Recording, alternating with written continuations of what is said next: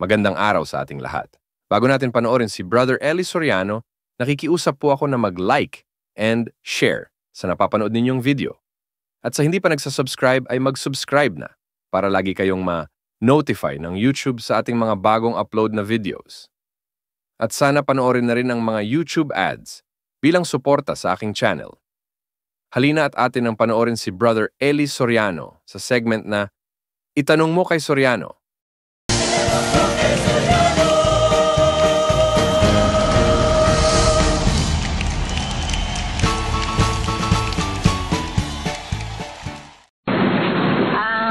Kasi uma-attend ako sa ibang relihiyon na hindi ko malaman kung ako'y naloloko kung ano, kasi meron bang parte na sasabihin pag kami nakapag-praise the Lord, di ba kami may sayawan, then after that sasabihin ng guro, simula ngayon wala na kayong utang na pinansyal. Kasi brother, kami siguro tinuturoan kayo manuba. Kaya nga nagpunta ako dito. Oo, sige. Tuloy nyo. Sir, natutuwa ako dahil wala nang utang. Ano bang utang? Utang sa Diyos. Sinasabi niyang utang na pinansyal. May pagganyan pa. Kasi lahat kami nagtatapikan. Kauna-unaya ko. Biro mo, wala na kaming utang. Samantalang may utang kami sa bangko. Pag uwi ko ng bahay kinabukasan, isang araw ma-delay yung aming interest. Dito lang sulat ng bangko. Kala ko ba kaya ako nag-a-attend sa mga ganyang klase, lahat ng reliyon ako'y nagsasaliksik. Ito na ang kauli-ulihan hanggang sa kami inuulan. Wala na kaming utang. Paano ba naman ito? Ako ba yung naloloko? Ako naluluko? Alin kaya sa dalawa kaya Brother Eli? Brother Soriano? Tulungan mo ako. Ako ay palaging dapat umattend sa ganong klase ng mga reliyon. Alam nyo, ganito ang sagot ko sa inyo. With due respect dun sa inyong kinalalagyan relihiyon, alam nyo, maraming mangangar ngayon, ang teknik ng panghihikayat ng tao, ibinabaling nila yung ating mata on the material side of life. Hindi nila sinasabi at binibigyan ng weight the spiritual side of it. Dalawa ho ang ating pagkatao. Isa hong pagkataong spiritual at isang pagkataong material. Sa Biblia ho, dalawa ang ating pagkatao. Ang pagkataong labas at ang pagkataong loob. Pakinggan nyo sa 2 Korinto 4:16. Ganito ating mababasa. Kaya nga, hindi kami nanghihimagod. Bagamat ang aming pagkataong labas ay pahina, ngunit ang aming pagkataong loob ay nababago sa araw-araw. Meron ho tayong dalawang pagkatao. Isang pagkataong labas, which is our physical being, at isang pagkataong loob, which is our spiritual being and awareness. Ngayon, ang ginagawa ng mga relihiyon ngayon, para madali kang makuha, ipinasaksak sa mata mo, sa isip mo, yung pagpapala ng material. Na pag umanib ka't umatin ka, sasayaw ka lang, wala ka ng utang. Ayun. Dami deposito mo sa bangko. Magkakaroon ka ng kotse. Pag tumaas ka ng kamay, tinaas mo pati passport, sa 1 linggo, nasa Hong Kong ka na. Ayun, ganun ang mga sinasabi. Yun. Tanong nyo, kayo ba'y naloloko o naloloko kayo? Hindi ho kayo naloloko. Ang naloloko yung pastor nyo. Asong ululho kasi yung ganong mga pastor. Bakit? Ang ipinatatanaw sa tao, literal na pagpakinabang, literal na ganansya. Samantalang ang relihiyon po sa Biblia, ang weight niya nasa spirituality ng tao, nasa awareness ng kaluluwa, hindi ho sa material. Pag-aralan niyo ang mga salita ng ating Panginoong Hesus. Huwag kayong magtipon ng kayamanan sa lupa, kundi magtipon kayo ng kayamanan sa langit. Anong awareness na binibukas ni Kristo sa atin? Yung spiritual awareness. Hindi yung dito sa lupa. Yung mga pastor ngayon, puro panlupa sinasabi. Kaya ang sabi ni Pablo sa Colossus 3:1, pakinggan nyo hanggang 2. Ganito ating mababasa. Kung kayo nga'y muling binuhay na kalakip ni Kristo, ay hanapin ninyo ang mga bagay na nangasa itaas, na kinaroroonan ni Kristo na nakaupo sa kanan ng Diyos. Tuloy. Ilagak ninyo ang inyong pag-iisip sa mga bagay na nangasa itaas, huwag sa mga bagay na nangasa ibabaw ng lupa. Kita nyo, di baliktad yung si Pablo at saka yung preacher nyo.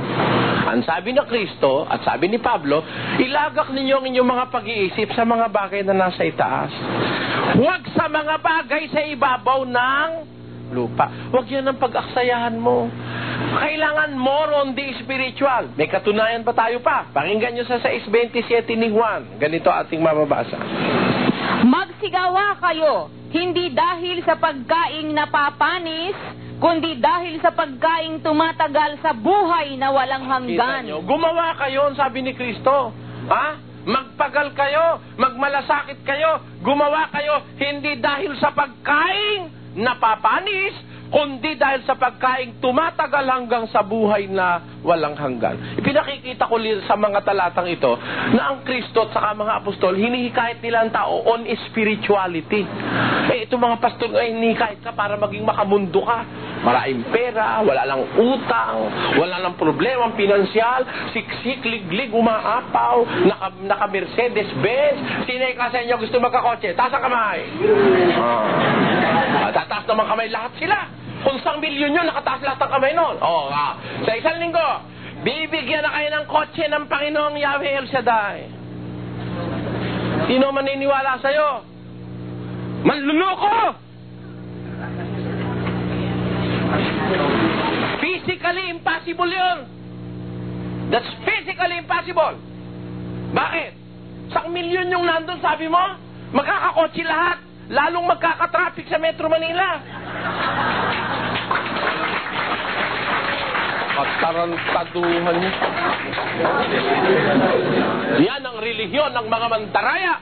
Yan ang mga relihiyon ng mga antikristo na ginagawa ang tao, ibinabaling ang kanyang pananaw sa mga bagay na nasa lupa. Anong katunayan? Pakinggan nyo sa 2 Korinto 4:18. Samantalang kami ay nagsisitingin hindi sa mga bagay na nangakikita, kundi sa mga bagay na hindi nakikita. Bakit? Sapagkat ang mga bagay na nakikita ay may katapusan, datapwat ang mga bagay na hindi nakikita ay walang hanggan. Sabi ng Biblia, sabi ng mga Kristiyano, yung talagang Kristiyano ha, hindi yung mga Kristiyanong kalbo ang katwiran.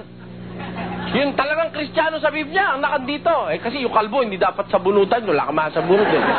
Sabi nung talagang Kristiyano, sabi ng Kristiyano, kami nagsisitingin hindi sa mga bagay na nakikita, kundi sa mga bagay na hindi nakikita, sapagkat ang bagay na nakikita ay may katapusan, datapwat ang hindi nakikita ay walang hanggan. Kaya ang pananaw Kristiyano, more on the spiritual, hindi puro material. Ito mga nagkalat na relihiyon, pagpapalain. Kapatid, ika-cast out natin yung kahirapan. Poverty, cast out! In the name of Jesus, cast out! Kung ako katabi nun, babatukan ko itong matauhan. Poverty, ka-cast out mo? Ang kina-cast out yung demons. Hindi ang poverty. Because poverty is a part of a good system of life. Pag walang mahirap sa mundo, ano ba? Ako, Soriano ko, bilyonaryo. Ikaw, Cruz, bilyonaryo. Ikaw, Reyes, bilyonaryo. Sino magtatrabaho sa kalye? Ay, Reyes, trabaho ko ron.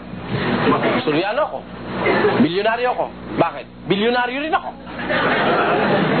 Pag nagbara yung kasilyas mo, sino kakalikot nun? Pare-parehong bilyonaryo yan. Sino ang uutusan mo? Ayun. Yung kahirapan is a system of life. Ayun. It's a system of good social life. Pagka mayroong mahirap, sila ang tagapagtrabaho, ang mayayaman naman ang entrepreneurs. Sila naman ang mamumuhunan. Maganda yan. Gawa ng Diyos yan eh. Pakinggan nyo sa Kawikaan, sa isang talata, sa kapitulo 22:2. Ang mayaman at ang dukha ay nagkakasalubong kapwa. Ang Panginoon ang may lalang sa kanilang lahat. Sino may lalang sa mayaman?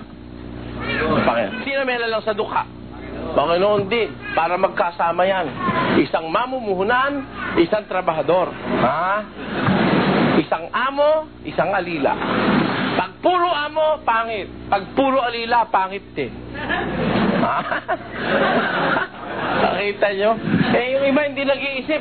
Akala pagka mahirap ka na, sa demonyo na yung mahirap. Kaya, cast out! Sabi ko, alam mo, dadating araw siya ika-cast out ni Kristo. Pati ba naman yung hindi dapat i-cast out, kina-cast out?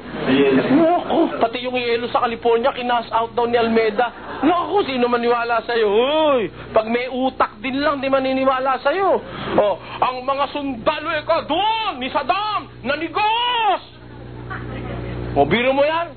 Alam nyo, sabi, merong isang kasabihan ng araw, yung lies perpetually repeatedly uttered, lies becomes the truth. Ha? Saka yung kasinungalingan, ulit-ulit na sinasabi, bandang huli, akala ng tao, totoo na yun. Pati ikaw na nagsasalita nun, bandang huli, makakalimutan mo na rin na kasinungalingan yun, totoo na rin pala sa'yo yun. Alam nyo kung bakit? Eto, biro mo inuulit-ulit, pinanikas daw niya yung mga sundalo ni Saddam. Kung totoo yan, sa dami ng reporter doon nung nagkakagera sa Gulfo, bakit walang kahit isang reporter na nakakuha na yung sundalo ni Saddam eh? Ba't walang retrato lumabas doon? Nga? Milyon yung sundalo ni Saddam, nasana eh. Nanikas eh. Yung isa naman eh, nasa CR eh. Hindi na nakaalis doon. 2 araw doon, nanigas eh. Biro mo kung 2 araw nanigas, di makukunan ng retrato yun. Biro mo kung sinasabi mo sa telebisyon yan, salamat at inalis ka sa telebisyon dahil naghahasi ka ng lagim. Naghahasi ka ng lagim at ng malaking kasinungalingan. Sino maniniwala sa'yo? Yung mga taong impertinente, hindi nag-iisip, at lalo na walang kamalayan sa Biblia. Yun ang maniniwala sa'yo.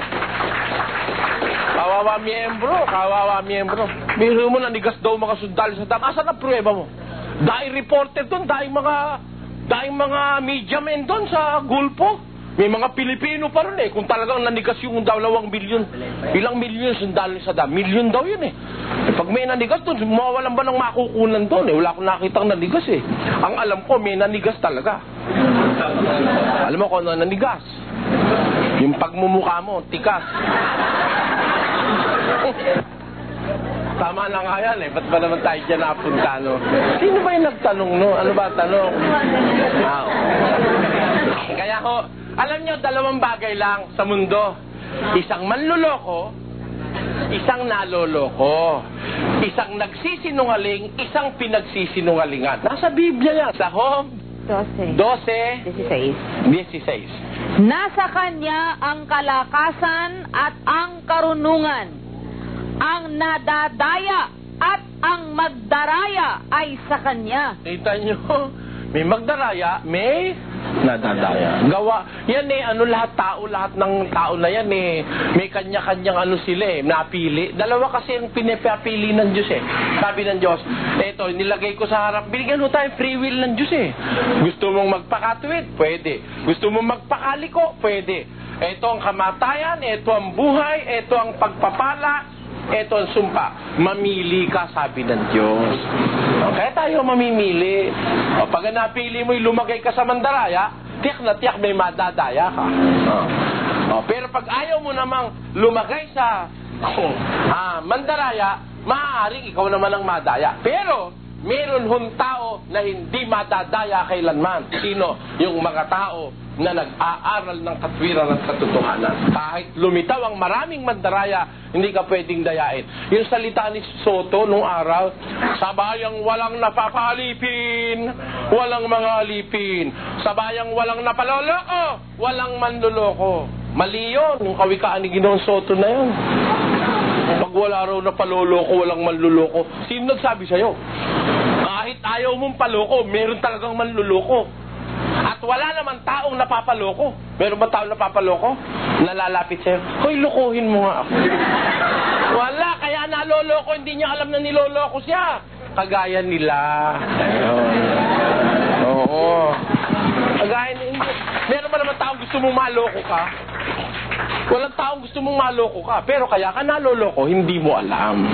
Nagtitiwala ka, naloloko ka.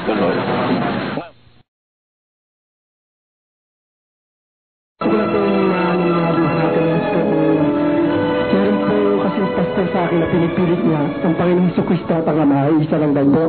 Yun po ang gusto nang malaman. Dahil nabasa ko po ito sa Bible na meron pong Father. Yun lang po ang gusto kong malaman kung ano po ang kaibahan po ng Ama at sa Anak. Ganito po.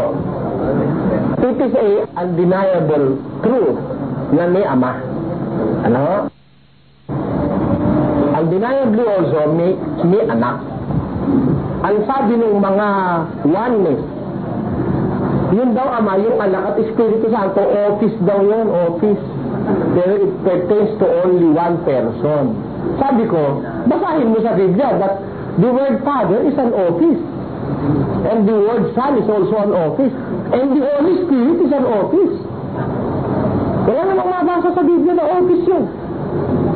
Ang halimbawa pa niya, kung di ka nag-iisip at kung di ka maalam sa Biblia, maluluko ka po. Kagaya ka ng isang tao, pwedeng humawak ng maraming office. Kagaya kahalimbawa ng dating First Lady, Governor of Metro Manila, First Lady, at saka Minister of Human Settlement. Pero siya rin ay kayo. Sige, tanggapin natin yung halimbawa mo sandali. Tama, si Imelda ang First Lady, Governor of Metro Manila, at saka ang Minister of Human Settlement. Pero, iba ang function noong Human Settlements Minister, iba ang function ng Governor ng Metro at saka iba ang functions ng isang First Lady. Iba rin ang pagka yung function ng isa ginagawa niya, hindi niya magagawa yung isa. Diba? He cannot be doing the functions of the First Lady and at the same time the Governor of Metro Manila and at the same time the Minister of Human Settlements. Hindi niya magagawa yun that office at one moment. Ha? Pero sa Biblia, mayroong moment na yung tatlo may kanya-kanyang gawain. Kaya, magkakaiba ito ng being at ng individual being. Pakinggan nyo sa Mateo 3, hindi pwedeng official. May kanya-kanya silang ginagawa ng oras na yun. At bautismuhan si Jesus, pagdakay umahon sa tubig. Eto si Jesus. Yung anak yun, di ba? Nandito siya sa River Jordan. Umahon ni Kasya nung mabautismuhan siya ni Juan. Jesus, when he was baptized, he went straightway up out of the water. Lumabas siya sa tubig. Nilubog kasi siya. Because baptism means to immerse o ilubog. Pagkabautismo sa kanya, he went straightway up out of the water. Bumangon siya sa tubig. Ano? Hindi ako marunong din rowing eh. Hindi palagay mo, ito na nga si Jesus, ano? Bumangon sa tubig. O ano nangyari? At narito, nangabuksan sa kanya ang mga langit. At nakita niya ang Espiritu ng Diyos na bumababang tulad sa isang kalapati at lumalapag sa kanya. Ayun, nakita niya Espiritu ng Diyos. Parang isang kalapati bumababa mula sa langit, lumalapag sa kanya.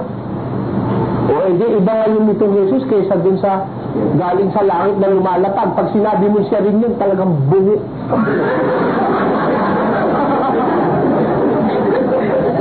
Ano ba itatawag ko dun sa mga basic na yun? Siya ba yun? Eh, galing nga sa langit bumababa eh. Andito siya sa River Jordan eh. Sa Jordan River eh. O, ngayon, ano nangyari? At narito, ang isang tinig na mula sa mga langit. Noong tinig? Galing sa langit din yung tinig. O, ano sabi? Na nagsasabi, Ano sabi? ito ang sinisinta kong anak. Ito, ang sinisinta kong anak. Hindi yung pala yung ama. Asan yung ama? Sa langit. Sa langit. Wala dito sa River Jordan yung ama, nasa langit. Kaya nga yung tinig galing sa langit eh. Ang sabi ng tinig, ito ang sinisinta kong anak na siya kong lubos na kinalulugdan. siya, ang tinutukoy nun, si Kristo. Ang sabi, ito ang sinisinta kong anak. Ito magkakahinga na yung tatlo. Yung isa nasa River Jordan, yung isa naman bumababang mula sa langit sa anyo ng kalapati. Yung namang ama nagsasalita nasa langit, dumadating yung tinig. Ayun. Narinig ni Juan yan. Pakinggan niyo ako mga kapatid. Paano magiging office yan? Nagpa-function yan sa magkakaibang lugar at the same time. That same moment. Yung isa nasa langit nagsasalita, introducing the Son. Yung namang Espiritu Santo as a blessing from the Father is descending from heaven. At pupunta kay Kristo. Ito naman si Kristo, kaahon-ahon lang sa tubig ng Jordan. Tapos nasabi mo, siya rin, alam niyo kung ba't sila nagkamali? Doon sa sinasabi sa Juan 10:30, ang sabi rito ni Kristo, ganito, Ako at ang Ama ay iisa. Ayun, ako at ang Ama ay iisa. Doon sila nagkamali. Akala nila, mo sinabi iisa, siya rin. Iba ko yung ako at ang Ama ay iisa.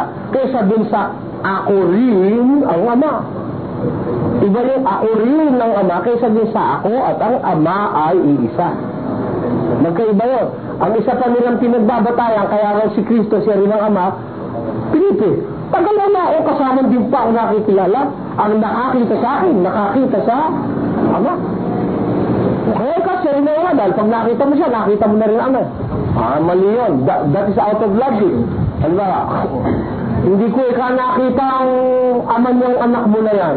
Kasi maliit pa siya, namatay na yung tatay niya. Nung tinutukoy na anak. Sabi naman ng lola, pero ganito ka. Pag nakita mo itong anak na to, para mo na rin nakita yung tatay niya, magkamukha ito. It doesn't necessarily mean yung anak siya na rin yung ama. Di ba? Meron gano'ng mga form of speeches, meron mga gano'ng paraan ng pagsasalita. Pag nakita mo yung anak, naku, parang nakita ama, parang pinagbiyak na toilet, pinagbiyak na buha. Talaga magkamukha ika. Ibig ba sabihin, yung ama, yung din yung anak? Hindi. Kalukuhan yan. Ano katunayan sa Biblia? Na nagkakamali ng mas malaki pa sa mundo. Yung pagkakamali nung nagsasabi, yung ama, yung din ng anak. Tingnan mo. Nung nasa krus si Kristo, Ama! Nakatingala. Kung siya rin, Hoy! Sira ang logic hindi totoo, nonsense, lalabas siya rin pala yun. Sabi ni Kristo, ang aking ama, lalong dakila kaysa akin. My Father is greater than I. Siya rin pala yun. Ba't sinabi mo pa yun? Ikaw rin pala yun. Are you lessening yourself? Ikaw rin pala yun. My Father is greater than I. Ang ama ay lalong dakila kaysa akin. Tapos sabi pa ni Kristo, Hoy, hindi ako nagsasalita na mula sa akin sarili. 12:49 ng Juan. Ang ama ko na nagsugo sa akin, siya nagbigay ng utos kung ano sasabihin ko at kung ano sasalitain ko. Siya rin pala yun. Ba't ko pa sasabihin, hindi ako nagsasalita mula sa akin sarili? Kaya yung inabasa nila, ako at ang maiisa, pinagkamalian nila. Actually, hindi naman absolute walang kahulugan na siya rin. Pakinggan niyo sa Juan 8. Versikulo 16. At kung ako'y humahatol, ang hatol ko'y totoo. Bakit? Sapagkat hindi ako nag-iisa. Kita mo? Kung humatol ako, totoo ang hatol ko. Sapagkat hindi ako nag-iisa humahatol. Kundi ako at ang ama na nagsugo sa akin. Kita mo nga? Hindi mo ang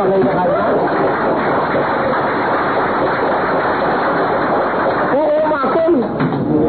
Totoo talaga hatol ko. Hindi naman ako nag-iisa kung humatol. Ako at ang ama nagsugo sa akin. Okay, ang tanong. Bakit na sinabi, ako at ang ama ay isa? Ano kahulugan ng ako at ang ama ay isa? Pakinggan niyo, 17:11 ng Juan. Babasa tayo. At wala na ako sa sanlibutan. At ang mga ito ay nasa sanlibutan. At ako'y paririyan sa iyo, Amang banal. Ingatan mo sila sa iyong pangalan. Pakinggan dito. Sabi ni Kristo, prayers to the Father, nananalangin siya sa ama nito, Sabi ni Kristo, ako aalis na sa sanlibutan. Ang mga ito, yung mga Kristiyano una, yung mga Kristiyano, aalis na ako sa sanlibutan. Ang mga ito, nandito pa sa sanlibutan. Ano sabi niya? Ako'y paririyan sa iyo, Amang banal. Mapunta ako dyan. tinan mo kung siya rin yung ama. Ba't naman? Aalis ako yung sanlibutan, pupunta ako sa iyo, Amang Banal. Siya rin pala yun. Ba't naman sabi niya, pupunta ako dyan? Siya rin pala yun. Ha? O, sabi niya, itong mga lingkod ko nasa sanlibutan. Ay ako, aalis ako sa sanlibutan, paririyan ako sa iyo, Amang Banal. Ingatan mo sila. Ingatan mo sila sa iyong pangalan. Sino? Yaong mga ibinigay mo sa akin. Yung marami yun, ano? Ha? Pero ingatan mo sila sa pangalan mo. Yung mga ibinigay mo sa akin. Upang sila'y maging isa na gaya naman natin. O, kita nyo? That they, plural, ano?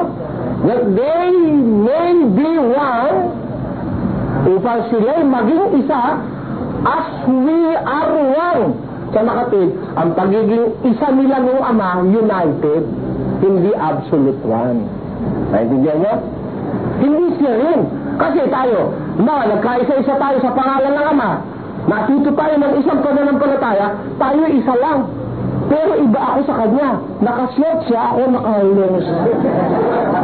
Hindi ba? Magkaiba.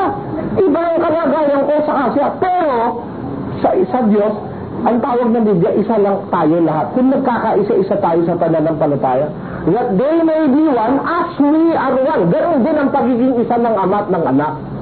United sila. In almost every aspect. United ang Ama at ang Anak. Kaya sila isa. Isa. Ganoon din naman tayo. Para rin yung mag-asawa. Pagka yung mag-asawa ay nagsama na, ang tawag ng Biblia, hindi na sila dalawa, kundi isa. Isa na lang. Pero iba yung lalaki. Nakapagtalon yun, babae nakapagda. Hindi pwede yung babae yun, din ang lalaki. Kaya yung paniniwala. Kasi one-sided lang ang isip ng mga oneness na yan. Hindi binabasa buong Biblia. Salamat din po.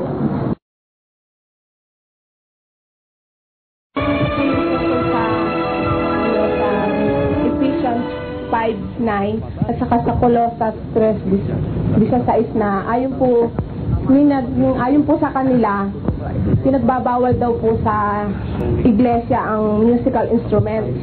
Kasi ayon po dito sa dalawang verse na nasabi, 5:19. dito po ay singing with grace in your hearts to the Lord lamang. Wala pong sabing gagamit ng musical instrument. Basahin natin ang 5:9 of Ephesians, ano? At saka yung 5:19 at saka ano isang talatang binigay mo? Colossus 3:16. O, basahin natin pareho. Na kayo'y mag-usapan ng mga salmo at mga imno at mga awit na ukol sa Espiritu na nangag-aawitan at nangagpupuri sa inyong mga puso sa Panginoon. Ayun. Mag-aawitan kayo, mag-uusapan kayo sa pamamagitan ng mga salmo, mga imno, na nagpupuri kayo sa inyong mga puso sa Panginoon. Sa Colossus naman 3:16. Manahanawang sagana sa inyo ang salita ni Kristo ayon sa buong karunungan. Kayo'y mangagturuan at mangagpaalalahanan sa isa't isa sa pamamagitan ng mga salmo at ng mga imno at mga awit na ukol sa Espiritu, na magsiawit kayong may biyaya sa inyong puso sa Diyos. Ayun. Magpaalalahanan kayo sa magitan ng mga salmo, yung sa English ay tawagin psalms, imno, yung hymns, mga awit na ukol sa Espiritu, magsiawit kayong may biyaya sa inyong mga puso sa Diyos. Sabi, wala daw musical instrument, pagka salmo, mayroon na musical instrument. You know the meaning of the word psalm? Ang salmo ay pag-awit kasama ng twanging of an instrument. That's the real meaning of psalm. Doon sa Greek at saka Hebrew dictionary of the scriptures, ang nakalagay, ang psalm is to sing with the accompaniment or the twanging of an instrument. Tingnan ninyo. Ang sabi ng salmista, sa awit 92:1. Ganito ating mababasa. Isang mabuting bagay ang magpasalamat sa Panginoon at umawit ng mga pagpuri sa iyong pangalan o kataas-taasan na may panugtog, na may 10 kawad at may salteryo, na may dakilang tunog na alpa. Kabubi, alpa po eh. Bigyan niyo Sabi po nila, sa lumang tipan daw po yun. Oo. Ang gusto po nilang malaman kung... Sa bagong tipan? Opo. Oo, sa bagong tipan ni alpa rin eh. Basahin natin sa Apokalipsis. Hindi lang sila nagbabasa, kaya gano'n eh.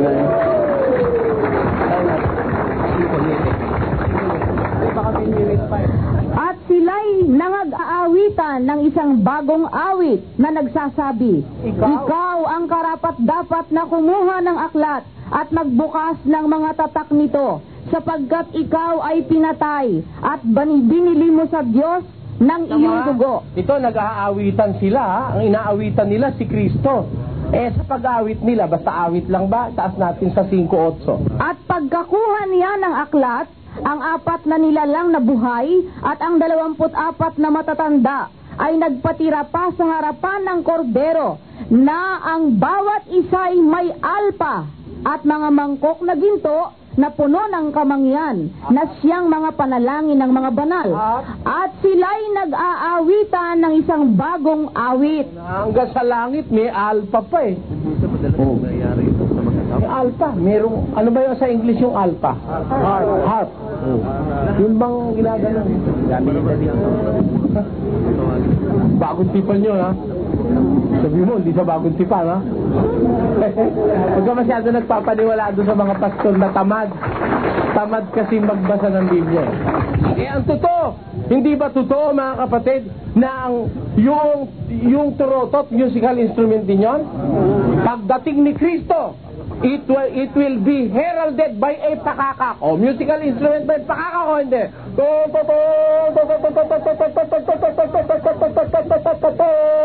Ito na si Kristo. Basa, pakinggan nyo. Sapagkat ang Panginoon din ang bababang mula sa langit, na may isang sigaw, may tinig ng arkanghel, at may pakakak ng Diyos.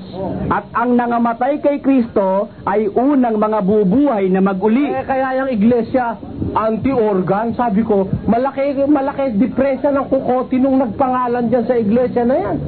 Biro mo, Church of Christ, anti-organ. Hindi ka naman inaano ng organ, sukat kalabanin mo yun. Anti-musical instrument? Bakit mo kakalabanin ng musical instrument? Mismo sa pagpanaog ni Kristo, there will be a musical instrument that will be played. At the sound of the trumpet, miski sa pagkabuhay na maguli ng mga patay. Pakinggan nyo. Sabay nito sama ay hihipat ang pakakak. Ang anghel ay magtatawa, na ipupukaw sa langit. Ito ang ipangungusap. Malapit ng basahe dyan, Pastor. Di ba hihipan ng pakakak sa bali ng sapat? Ito ay pangungusap. Ano ang pangungusap? Bangon kayo, mga patay, magsidulong kayong tunay sa mataas na hukuman, yaong nagpala sa tanan.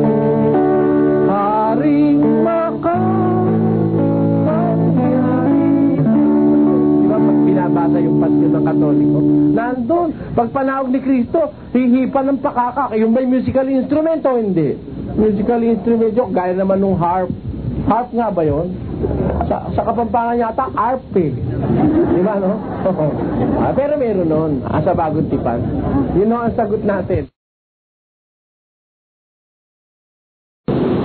Brother Elio, ang katanungan ko po yung ito. Batid ko po ng lahat ng iglesia ay nakarehistro sa SEC na tumulat ng asosyasyon o organisasyon. At libre po ito sa tax dahil hindi mang business o negosyo. Ang hinahanap ko at marami akong napasukang sekta, hindi po ako nakakita ng isang sekta na walang ikapo. At ang masakit pa, ako rin ay Katoliko, pero nabasa ko naman sa Bible, dahil nagbasa-basa rin ako, na si Maria hindi dapat i-honor, at saka yung mga tinatawag na mga santo-santo.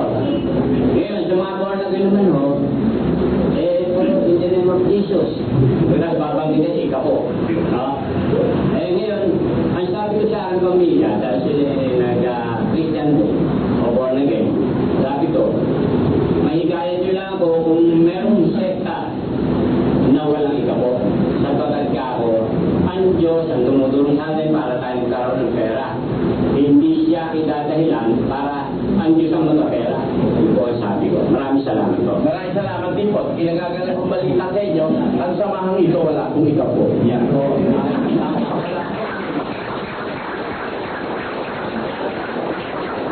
Hindi nga po ako sa ikapo, patutupad ko sa panahon Kristiyano eh. Dadahilanin mo, Diyos, hindi ka ng ikapo sa tao. Aanin ang Diyos yung ikapo sa panahon Kristiyano. May batas po si Kristo, hindi ikapo. Ang sabi ni Kristo, tutulong ka ayon sa ibinasya ng iyong puso. Hindi mo ikapo. Pag sinabing ibinasya ng iyong puso, walang presyo po yun. Pusang loob yun, hindi letter, ha? Ilan ikapo. Yung iba, ikapo. Kasi ang malakas yung negosyo ikapo. Kasi sa akin na nagyayaman na sila. Kaya ka dinadahilan ng Diyos, pero nagpapakayaman lang sila. Kami ho ay kaisan nyo dyan. Sapagkat naniniwala kami, hindi ikapo, batas yun sa panahon ni Moises, sa panahon mosaiko. Pero pagdating po ng Kristiyano, binago po ang batas. Pakinggan nyo sa 8:13 ng Hebreo. Ganito po ang nakasulat. Doon sa sinasabi niya, isang bagong tipan ay niluma niya ang una. Nung sabihin niya ikaw ang isang bagong tipan, niluma niya ang una. O ano ngayon na nangyari doon sa luma? 7:12 ng Hebreo. Pakinggan nyo. Sapagkat nang palitan ang pagkasaserdote, ay kinailangang palitan naman ang kautusan. Yun, nung palitan na ikaw ang saserdote, kinailangan palitan ng kautusan. Kaya yung kautusan sa panahon ni Moises, pagdating ni Kristo, pinalitan niya nung tamang kautusan para sa panahon. Kasi kanya-kanya pong panahon yan eh. Hindi sa lahat ng panahon, iisa ang batas ng Diyos. Hindi. Sinusunod ng Diyos, binabagayan ng Diyos ang mentalidad ng tao. Hindi pwedeng yung batas kay Noe, siya pa rin batas sa panahon ito. Kagaya nung paggawa ng tao. Noe, gumawa ka ng tao. Ngayon, gagawa ka pa ng tao, ano yung tao? Hindi naman yun. Hindi naman batas yun. Hindi na rin batas yung magkukuha ka ng bulong baka, susunugin mo sa altar, handog na susunugin, kay laki-laki nun. Kay mahal-mahal ng baka sa ating panahon. Buti nun, ang baka nangihingi lang sa kapitbahay. Ngayon ang baka ay 20 mil pag malaki. Ibabatasan Diyos sa'yo. Bawat isa sa inyo, para patawarin pa sa laanan, magsusunog ng baka. Paano tayo mapapatawad kung wala tayong baka? Minsan nga, dakaman wala tayong masusunod. May baka pa. Kaya yung batas doon, iba sa panahon natin doon. Kaya yung ikapo, panahon ni Moises yun. Batas yung ibinigay para sa mga sacerdotes Levitas. Pakinggan nyo sa 7:5 ng Levitic, ng Hebreo. At katotohanan, ang mga anak ni Levi na nagsisitanggap ng katungkulang saserdote ay mayroong utos na kumuha ng 10 bahagi sa bayan ayon sa kautusan sa mga tweet ay sa kanilang mga kapatid. Ayun, yung mga sacerdotes Levitas, kumukuha ng ikapo sa kanilang mga kapatid sa bayan. Itong mga walang siyang pastor ko kayo, kahit sino kinukuha ng ikapo, kahit hindi nila kapatid. Kaya kahit sa daan, may isinasahod na ganun eh. Kaya yun, mali yun. Ipagpaumanhin sa akin, pero talagang totoo. Mayroong mga tao ngayon dinadahilan ng Diyos para talaga magpakayaman gaya ng sinabi nila. Yun mo ang kinalulungkot namin. Siguro, kung itutuloy po niyo ang pagsubaybay dito sa Bible exposition na ito, nakikita niyo rin ang layunin namin sa inyo para mabuksan ang inyong kalooban sa pagkilala sa Diyos sa Biblia. Yun po ang aming pasinabi.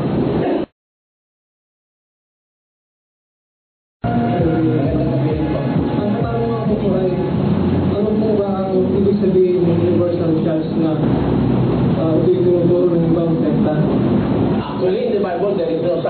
as Universal Church. Narinig ko na sa mga ibang Alam mo, paniwala ko, ano, they might be carelessly using the word universal. No? Kasi when we speak of the universal, we speak of the whole universe, which includes the whole of our solar system and the other heavenly bodies beyond our solar system. Eh, how come na nagkaroon ng universal church? Wala naman tao sa Mars. Diba? Eh, kaya they might be carelessly using the word universal in the real sense of it. Pero tinatanggap na rin natin yun, that being too meticulous, pwede na rin dahil ang ating isang beauty queen tinatawag na Miss Universe. Diba? In hope that there is no other beautiful woman in the whole universe other than Miss India. Kaya tinatawag siya Miss Universe. Pwede siguro yun sa Miss Universe Congress, pero in the same Universal Church, eh dito naman ang aaning pwede sa Mars, wala namang tao.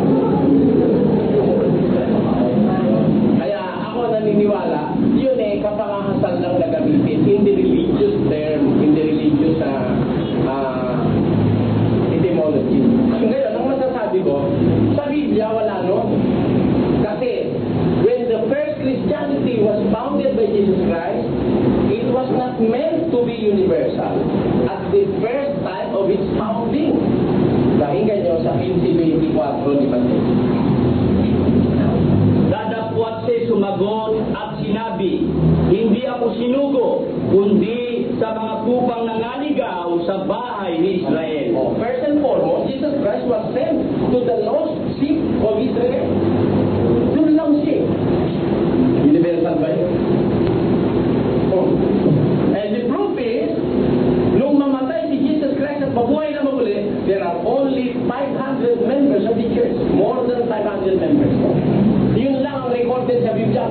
Miyembro. Di man sila nakalabas ng boundaries of Israel. Di nakalabas si Kristo. Hanggang doon lang siya. Eh kung totoo na agad-agad di ko sinasabing masamang mga ibang bayan ng pangangaral ng totoo. No? Di ko sinasabi, baka hindi nyo ako makuha ng gusto. Pero, the original church was a local church. It was only for the lost sheep of Israel. At yun lang ang pinangaralan ni Kristo. Bagaman, nung bago siya bumalik sa langit, tinuruan niya na mga apostol na sila ay mangaral ng mas malalim pa sa Israel. Pero personally, si Jesus Christ, in his person, talagang intended yung person niya, baka magkamali kayo hindi naman yung power niya, pero yung person niya intended only for the lost sheep of Israel. Hindi ako silugo, kundi sa mga tupang nawaglit sa Israel. Ngayon, mga sabatista, tayo mga iglesia, nagyayayabang dyan. Kami ikanto so dahil kami, buong mundo na kami. Ibig ba sabihin, pagka buong mundo kayo totoo. Nung si Kristo nasa lupa, hindi totoo yung iglesia yung tinaguyod ni Kristo dahil hindi sila sa buong mundo. That's nonsense. Ewan ko kung payag kayo. Hindi ba?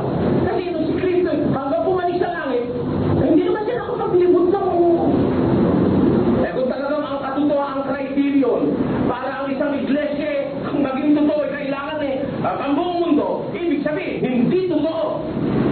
Doon sa criteria ng mga sabatista ng mga iglesyang nagyayabang dyan.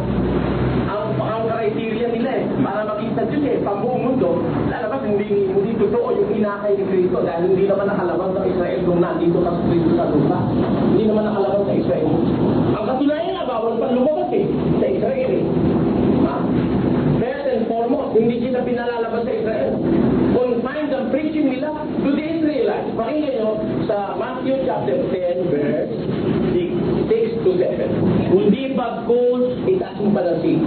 ang 12 ito'y sinugo ni Jesus at sila'y pinagbilinan na sinasabi, huwag kayong magsitungo sa alinmang daan ng mga Hentil at huwag kayong magsipasok sa alinmang bayan ng mga taga-Samaria. Kundi bagkus, magsiparon kayo sa mga tupang nangawagli sa bahay ni Israel. Saan po sila yung 12? The first 12 original apostles. Huwag kayong pupunta sa mga Hentil.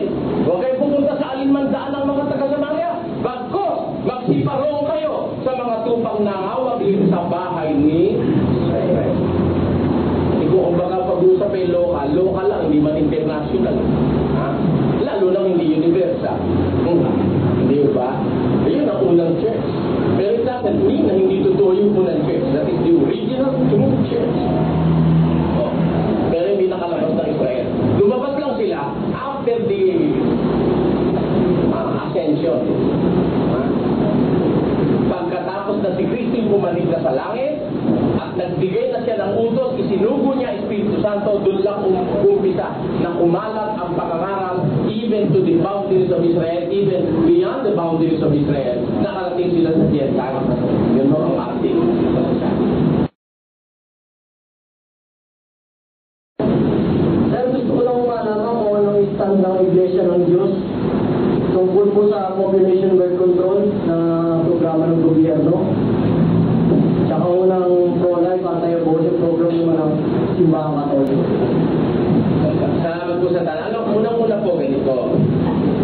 Siyempre, we stand by the rock. We stand on the rock wherein our faith was anchored. Before, even the first time we heard the Bible, the Word of God, ang ating pananampalataya nandun na nasa lalay on the rock, dun sa Petra na sinasabi sa Biblia. At yun naman ang hinahanap ng Diyos sa ibabaw ng batong ito, itatayo ko ang aking iglesia, sabi ni Kristo. At yung mga nakatayo doon, hindi mabubuan pagka doon ka nakatayo. Ngayon, ang stand namin tungkol sa family planning, sa abortion, sa pro-life na sinasabi, yung mga kung ano-ano, mga termino na ginagamit sa population control, ang stand namin yung stand nung nasa Biblia. Nasa Biblia po, malinis na family planning at saka birth control. Ito po ang nasa Biblia. Sa unang Korinto, kapitulo 7 at versikulo 3, ganito ang sinasabi ng kasulatan. Pakinggan nyo. Ibigay ng lalaki sa asawa ang sa kanya'y nararapat, at gayon din naman ang babae sa asawa. Ang babae ay walang kapangyarihan sa kanyang sariling katawan, kundi ang asawa. At gayon din naman ang lalaki ay walang kapangyarihan sa kanyang sariling katawan, kundi ang asawa. Huwag magpigil ang isa't isa maliban kung pagkasunduan sa ilang panahon, upang kayo'y mamalagi sa pananalangin at muling kayo'y magsama. Baka kayo'y tuksuhin ni Satanas dahil sa inyong kawalan ng pagpipigil. Ano po ang sinasabi dito? Pagpipigil, self-control. Ibibigay ka ng lalaki sa asawa at sa kanya'y nararapat. Ibibigay din naman ng babae sa asawa at sa kanya'y nararapat. Ang babae walang kapangyarihan sa kanyang sariling katawan kundi ang asawa. Kaya hindi naman ng lalaki walang kapangyarihan sa kanyang sariling katawan kundi ang kanyang asawa. Huwag magpigil ang isa't isa maliban na kung pagkasunduan ng ilang panahon. Meron sinasabi si Pablo nitong pagpipigil. Pero yung pagpipigil ng mag-asawa, mutual agreement yan pinagkakasunduan yan upang kayo ikay mamalagi sa pananalangin. Baka kayo tuksoin ni Satanas dahil sa kawalan ninyo ng pagpipigil. Kaya ho sa church na nasa Biblia, sinasabi ng mga apostol, ang first and foremost way of family planning or birth control, pagpipigil. Hindi pagustuhan mo siping na. Hindi mo na inaalala kung wala ka pang nakaipong pampabayad sa midwife o sa milo. Ang sabi, nagpigil. At yung pagpipigil, yun ay isang magandang karakter at trait ng isang Kristiyano. Pakinggan nyo sa Titus chapter 2 verses 11 to 12. Sapagkat napakita ang biyaya ng Diyos na may dalang kaligtasan sa lahat ng mga tao na nagtuturo sa atin upang pagtagin natin sa kaliguan at sa mga kahalayan ng sanlibutan ay marapat mabuhay tayong may pagpipigil at matuwid at banal sa panahong kasalukuyan ng sanlibutan ito. Nagpakita ikaw ang biyaya ng Diyos. May dalang kaligtasan sa lahat ng tao na nagtuturo sa atin. Ano yung tinuturo? Na pagkatapos nating itanggi ang mga kahalayan, kaliguan at sanlibutan, marapat tayong mabuhay na may pagpipigil.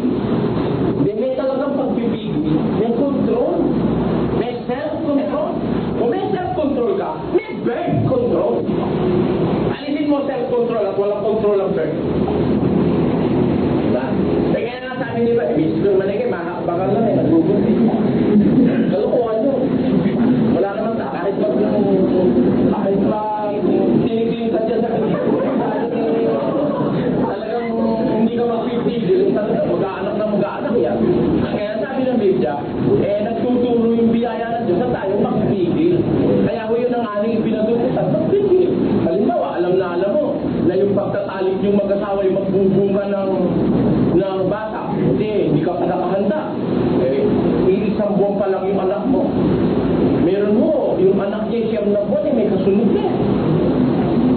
O hindi ka pa nakahanda, dumating yung pangangailangan ng laman mo, pigil.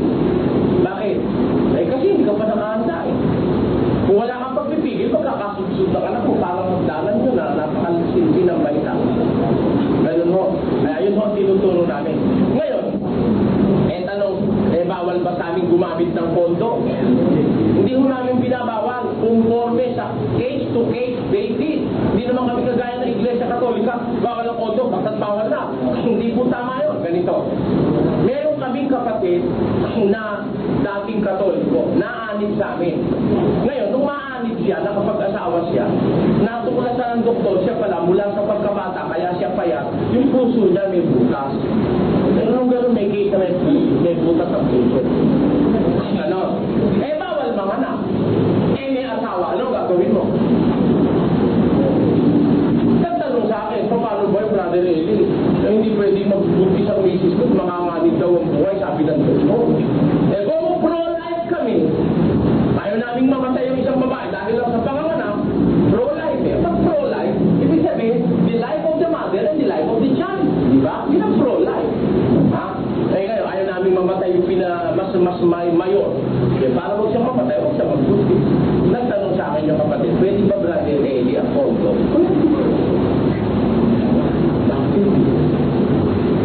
Kaya ang teaching me to save life. Iba naman, basta pondo mali. Kaya galit pa, pati kay Secretary Flavian, galit. Mali. Mali. Merong mga devices na pwedeng gamitin ng tao. Conforme sa intensyon. Conforme sa intensyon. Kagaya nung sinasabi ng ibang mga pastor. Yun daw masturbation, mortal sin. Saan mo nabasa sa Biblia na yung masturbation is mortal sin? There are times when masturbation is not a sin. Bakit? Sasabihin na naman nung isang Dilos Reyes dyan, ako raw nagtuturo sa mga miyembro namin mag-masturbate. Bobo, may sabi nun. Bobo. Bakit? Eto. May isang kapatid kami, hindi nag-aanak. 10 taon na. Saan ang magkaanak? Kumonsulta ng doktor. Sabi ng doktor, kailangan magkaroon ka ng sperm count. How can you have your sperm count if you will not masturbate? Diba? Tignan ninyo. Yung iba hindi ginagamit ang upa Palibasa, bobo sa Biblia. Kaya bobo rin kahit saan mo dali.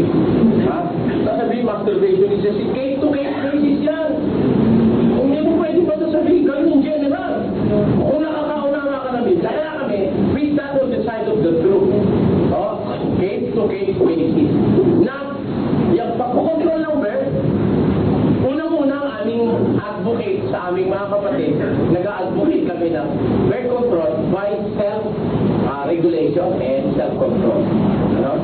Ikalawa, kagaya nung case na sinabi ko sa inyo, may butas ang puso, pwede siyang gumamit ng devices to prevent pregnancy. Hindi naman abortion yun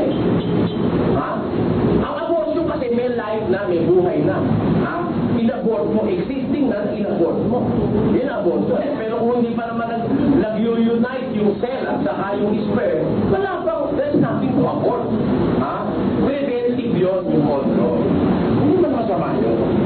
At yun naman sinasuggest din ng Biblia na anumang bagay na mabuti, anumang bagay na kaibig-ibig, isipin ninyo ang bagay na ito. Pinasasama lang tayo ng mga hindi nakakaintindi. Kagaya nung Dilos Reyes na nagsasabi, ako na tinuturo ako na mag-masturbate yung mga miyembro ito. At kung natuturo, may mga asawa naman niya. Kaya, yung iba, hindi lang nakakaintindi po. Kami pro-life kami.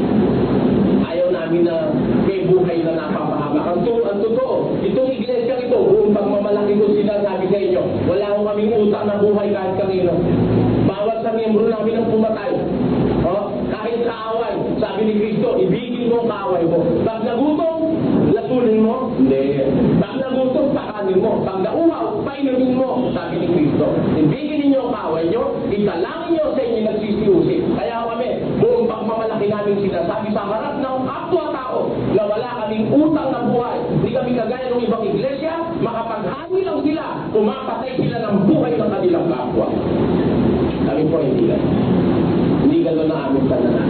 Kaya kami, kung kami may meron family planning, walang abortion. We do not abort. The existence of the fetus inside the womb of a mother, hindi namin pinapay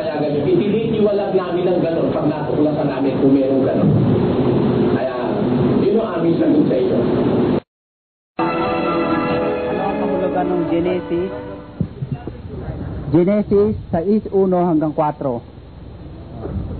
Ang nakasulat po doon ganito.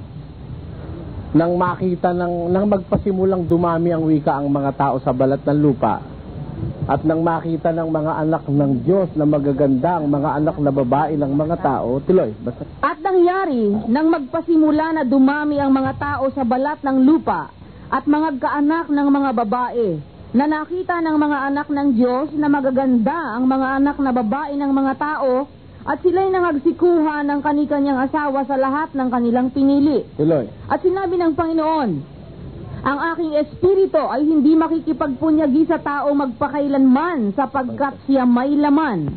Gayon may magiging 120 taon ang kanyang mga araw. Tuloy. Ang mga higante ay nasa lupa ng mga araw na yaon. At pagkatapos din naman na makasiping ang mga anak ng Diyos sa mga anak na babae ng tao, at mga kaanak sila sa kanila. Ang mga ito rin ang naging makapangyarihan ng unang panahon ng mga lalaking bantog. Alin puro ng gusto niyong maliwanagan? Marai ho yun Yung mga anak ho, yung mga anak ng Diyos. Sino pong tinutukoy ng mga anak ng Diyos?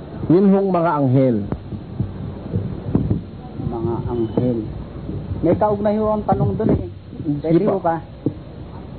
Yung awit 136,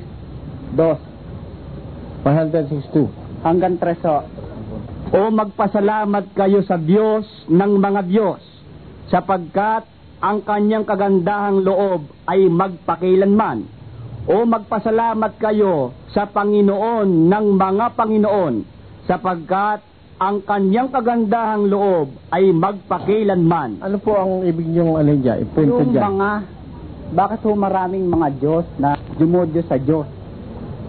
Mga Panginoon na pumapanginoon sa Panginoon. Kasi nandito yung 82:1. Ang Diyos ay tumatayo sa kapisanan ng Diyos. Siya'y humahatol sa gitna ng mga Diyos.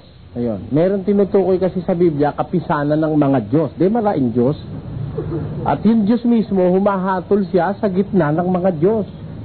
Sino yung mga Diyos na yon? Sa 6. Aking sinabi, kayo'y mga Diyos, at kayong lahat ay mga anak ng kataas-taasan. Yung mga anak ng Diyos kasi, tinatawag na Diyos Kaya ikaw, halimbawa, tao ka, naging anak ka ng Diyos, ang tawag sa iyo ng Diyos, Diyos. Sa Juan, Diyos. Sinagot sila ni Jesus, hindi baga nasusulat sa inyong kautusan, aking sinabi, kayo'y mga Diyos? Kung tinawag niyang mga Diyos, yaong mga dinatnan ng salita ng Diyos, at hindi mangyayaring sirain ang kasulatan. Tinawag niya ikang mga Diyos, yung mga dinatnan, yung nakatanggap ng salita ng Diyos. Hindi mangyayari ikang sirain ang mga kasulatan. Kaya pagka ikaw, kahit tao ka, naging anak ka ng Diyos dahil tinanggap mo salita ng Diyos, tinatawag ka ng Biblia na Diyos. Si Moises nga ginawa ng Diyos na Diyos sa 7:1 ng Exodo. At sinabi ng Panginoon kay Moises, tingnan mo, ginawa kitang Diyos kay Faraon. Kita mo? Si Moises ginawa ng Diyos na Diyos kay Faraon. Kaya si Moises, Diyos. Yung mga anak ng Diyos, tinatawag sa Biblia, Diyos.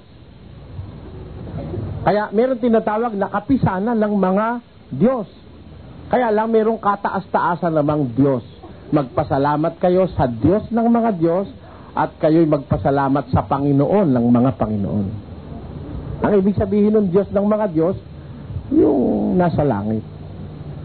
Yung Diyos na tinutukoy niya na mga Diyos namang, mga anak naman niya yon, na dinatnan ng salita ng Diyos. Ngayon yung nasa Genesis 6:2, ang mga Diyos na ang mga anak ng Diyos na tinutukoy doon, yung mga anghel. Na ang nangyari, nung makita nila magaganda yung mga babae, kumuha sila ng katawan tao, iniwan nila yung kanilang pagkaanghel. Tapos nagkaroon ng intermingling between man and angels. Kaya ang nangyari, nagkaroon ng mutation. Ang ipinanganak sa kanila, higante.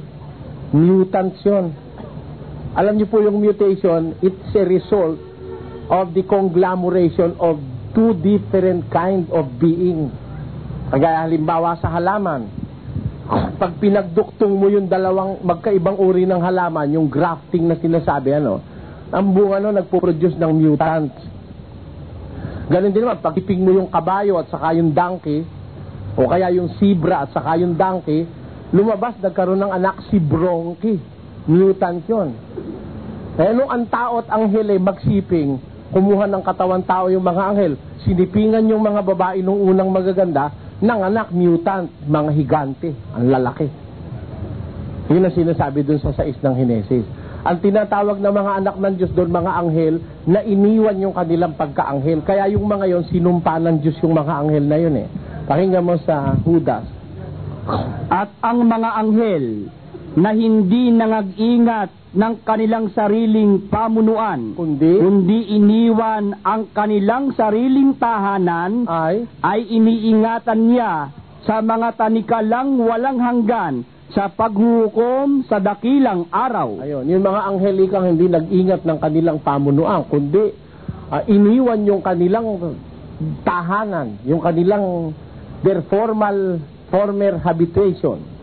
Ibig sabihin, yung kanilang former state of being, iniwan nila yon. Kumuha sila ng katawang parang sa tao, naki-intermingle sa tao. Yun ay iniingatan ng Diyos sa tanikalang walang hanggan para ilaan sa paghukom. Yun ang sinasabi rin ni San Pedro sa 2:4. Sapagkat kung ang Diyos ay hindi nagpatawad sa mga anghel nang magkasala ang mga yaon, kundi sila'y ibinulid sa impyerno at kinulong sa mga hukay ng kadiliman upang ilaan sa paghukom. Ayun. Kaya merong mga anghel nung araw na dahil dun sa gano'n na natangay sila nung pita ng masamang pita, kumuha ng katawang tao, nakipag-asawa sa mga tao, hindi pinatawad ka ng ang Diyos yung mga anghel na yun. Yan ng mga anghel na yan ang naging dahil ng pagkakasumpa ng tao. Nung dumami na yung masasama, saka dumating ngayon yung sa 6:1 yung sinabi mo sa Henesis hanggang 4, no? Pagdating sa 9, eto na yung sumpa. Ang wakas, 9 ba? 8 o 7? Diyan din sa 6. At nagsisi ang Panginoon. Ang wakas ng lahat ng tao'y dumating. At sinabi ng Diyos kay Noe, ang wakas ng lahat ng tao ay dumating sa harap ko, sapagkat ang lupa ay napuno ng karahasan dahil sa kanila. At narito, sila'y aking lilipuling kalakip ng lupa. At sinabi ng Panginoon, lilipulin ko ang tao na aking nilalang sa ibabaw ng lupa, sapagkat ang tao at gayon din ang hayop, at ang mga umuusad, at ang mga ibon sa himpapawid, sapagkat pinagsisisihan ko na aking nilalang sila. Ayon. Nung sumama na ang tao, nagsisituloy ang Diyos na ang pinanggalingan niya yung mga anghel na nag-iwan ng kanilang former state of being, kumuha sila ng katawan tao, nag-asawa ng mga anak na babae ng tao, nagkaanak naman ng mga ilipante, ng mga higante. Oo. Ngayon, yun ang kahulugan nun. Anong katunayan talagang yung mga anghel na yon? Tinatawag yun sa umpisa mga anak ng Diyos. Tingnan mo. Sa Job 38. Nang magsiawit na magkakasama. Taas mo konti. Saan ka naroon? Saan ka nandoon nang ilagay ko ang mga patibayan ng lupa? Ipahayag mo kung meron kang unawa. Sinong naglagay ng mga sukat niyaon kung iyong nalalaman? O sinong nagunat ng panukat yan?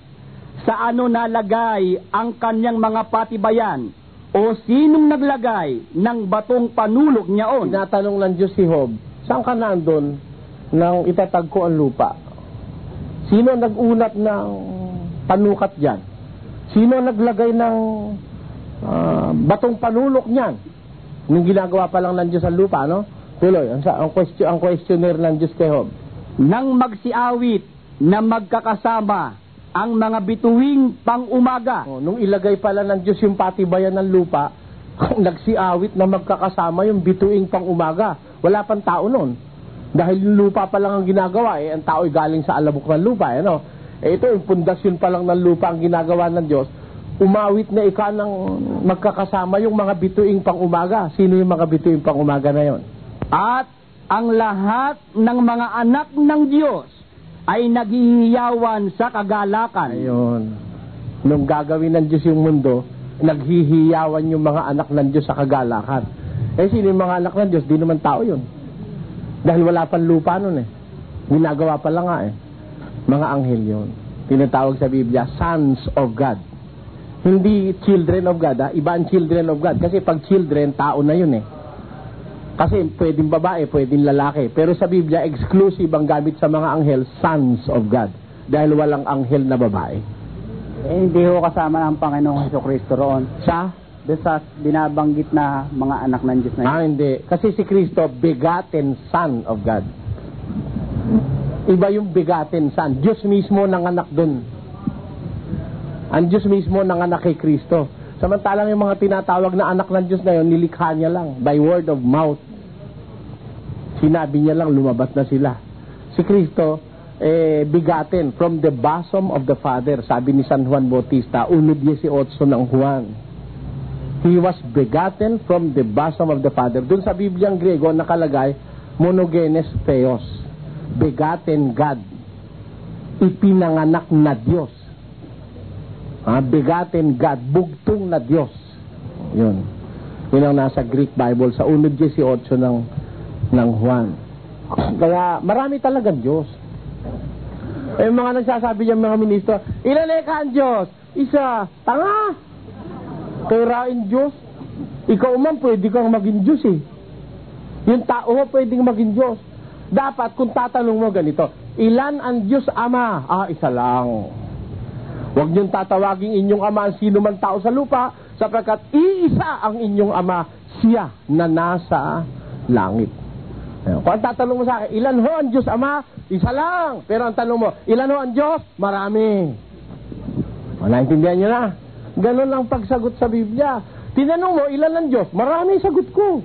May kapisanan ng mga Diyos na sinasabi sa Biblia.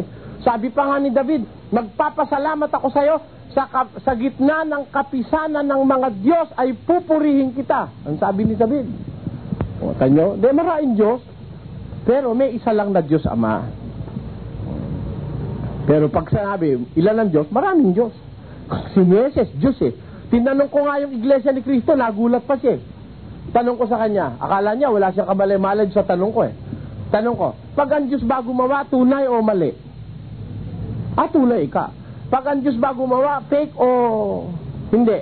Hindi ka fake. Pag Diyos ang gumawa, hindi fake. Sabi ka ako sa Biblia, si Moises ginawa ng Diyos na maging Diyos ni Paraon. Fake ba si Moises o hindi? Nagulat yung pastor. Fake ba si Moises o tunay? Ang Diyos ang gumawa. Ulitin mo ang basahin. Sasabihin mo ba fake yan? At sinabi. Kaya makikita mo nga si Moises eh.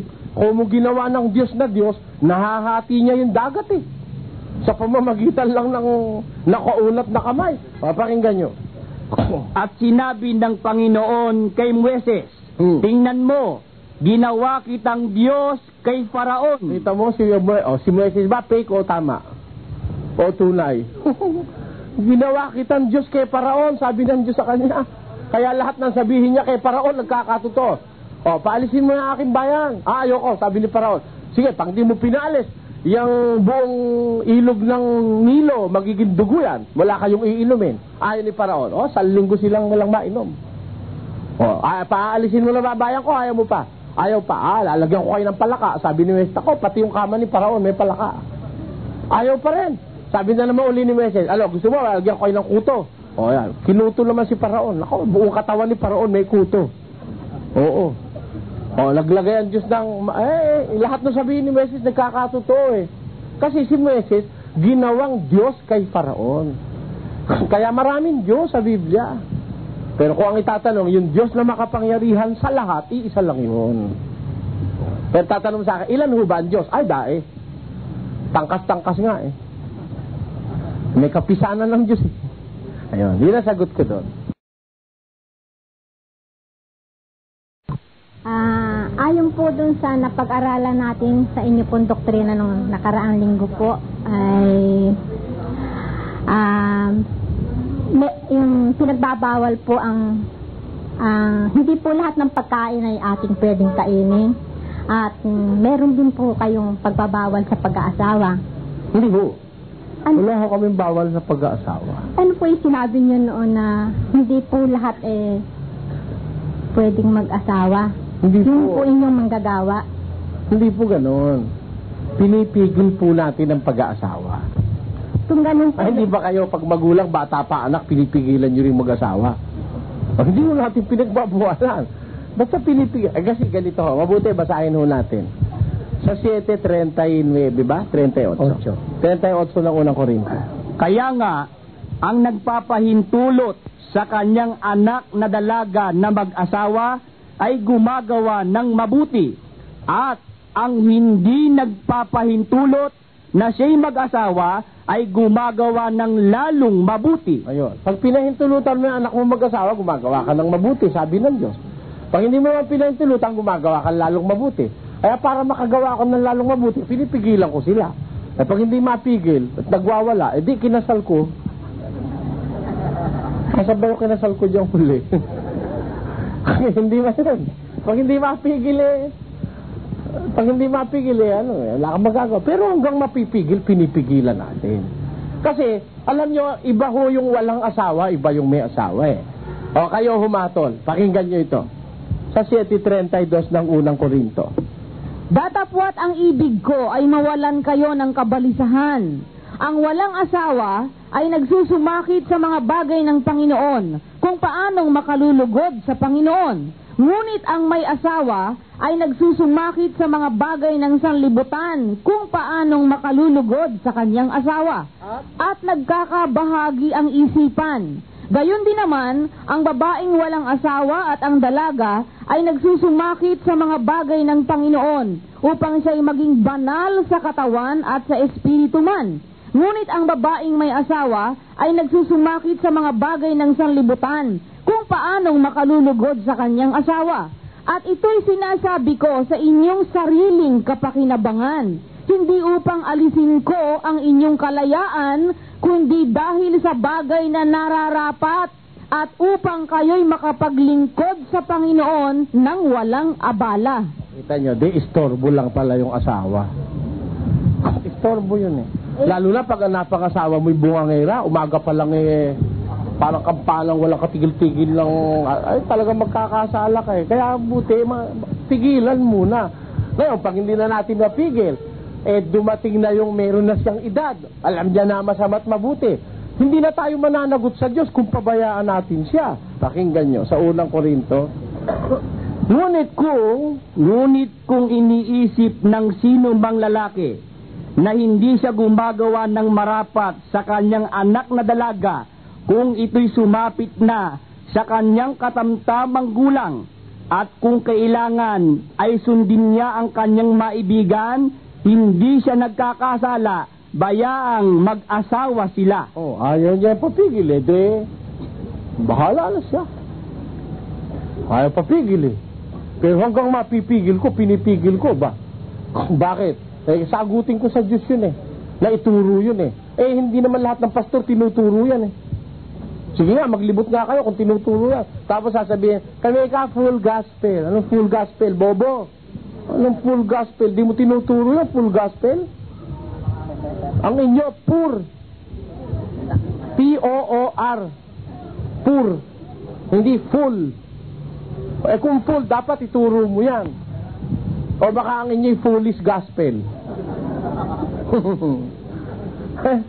Kailangan ituro. Kaya tinuturo namin, pero hindi namin binabawalat. Sabi ni Pablo, hindi namin inaalis ang inyong kalayaan. Kasi meron tao talaga, hindi mo mapipigil mag-asawa kahit ano gawin mo. Pero may mapapapigil. Lalo na yung gustong maligtas, magpapapigil yon. Pakinggan nyo sa 20:34 ni Lucas. Ganito ating mababasa. At sinabi sa kanila ni Jesus, nagsisipag-asawa ang mga anak ng sanlibutang ito at pinapag-aasawa. Ayun, pansinin nyo. Sabi ni Jesus, nag-aasawa yung mga anak ng sanlibutang ito at pinapag-aasawa. bukod sa nag-aasawa na silang kusa, pinapag-aasawa pa sila, inuudyukan pa silang mag-asawa. Yung mga anak na sanlibutan. Yung ba mga Kristiyano, kanino bang anak yon? Basa sa 19 ng Juan. Kung kayo'y taga-sanlibutan, ay iibigin ng sanglibutan ang kanyang sarili. Ngunit sapagkat kayo'y hindi taga-sanlibutan, kundi kayo'y hinirang ko sa sanglibutan, kaya napopoot sa inyo ang sanglibutan. Ayun. Ang sabi po ng kasulatan, hindi kayo taga-sanlibutan, sabi ni Kristo sa mga Kristiyano. Kayo'y hinirang ko sa sanlibutan, kaya napopoot sa inyo sanlibutan. Kaya yung mga Kristiyano, hindi taga-sanlibutan yun eh. Ay ano ngayon lang sabi? Balikan natin ng Lucas. At sinabi sa kanila ni Jesus, nagsisipag-asawa ang mga anak ng sanlibutang ito at pinapag-aasawa. Datapwat ang mga inaaring karapat-dapat magkamit ng sanlibutang yaon at ng pagkabuhay na mag-uli sa mga patay ay hindi mag-aasawa ni papag-aasawahin. Oh. Papaliwanag ko pa ho ba yan? Paliwanag na nun. Yung mga inaaring maging karapat-dapat magkamit ng sanlibutang yaon at ng pagkabuhay na mag-uli sa mga patay, hindi mag-aasawa ni papag-aasawahin. Kaya pipigilan yon. Ngayon, kung talagang hindi mo mapigil, huwag mo namang alisin ng kalayaan. Biyaan mo siya. Nasa sa kanya na yon. Pero dapat ituro mo yung aral. Kasi alam nyo, naririto tayo sa panahon ng wakas eh. Alam nyo, pag panahon ng wakas, medyo humihigpit ang aral ng Diyos eh. Pagka mawawakas na, ito nyo sa panahon ni Noe, magwawakas na. Ang mga tao nun, asawa ng asawa. Sila Noe. Ito nyo, hindi man nanganak. 100 nilang taong ginagawa yung daong, hindi man sila nanganak. Nagpigil sila sa pag-aanak dahil alam nila mahihirapan lang yung mga bata eh. Magwawakas na, lulubog sa baha ang mundo eh. Nag-ingat sila, hindi sila nag-anak. 100 taon nilang ginagawa ang daong, hindi sila nanganak. Ibig sabihin, nagpigil sila. Ngayon, malapit na rin dumating si Kristo. Di magpigil na lang. Ngayon, kung di ka makapigil, nasa sa'yo. Magwala ka naman. Ganun lang yun. Pero dapat ituro yung aral.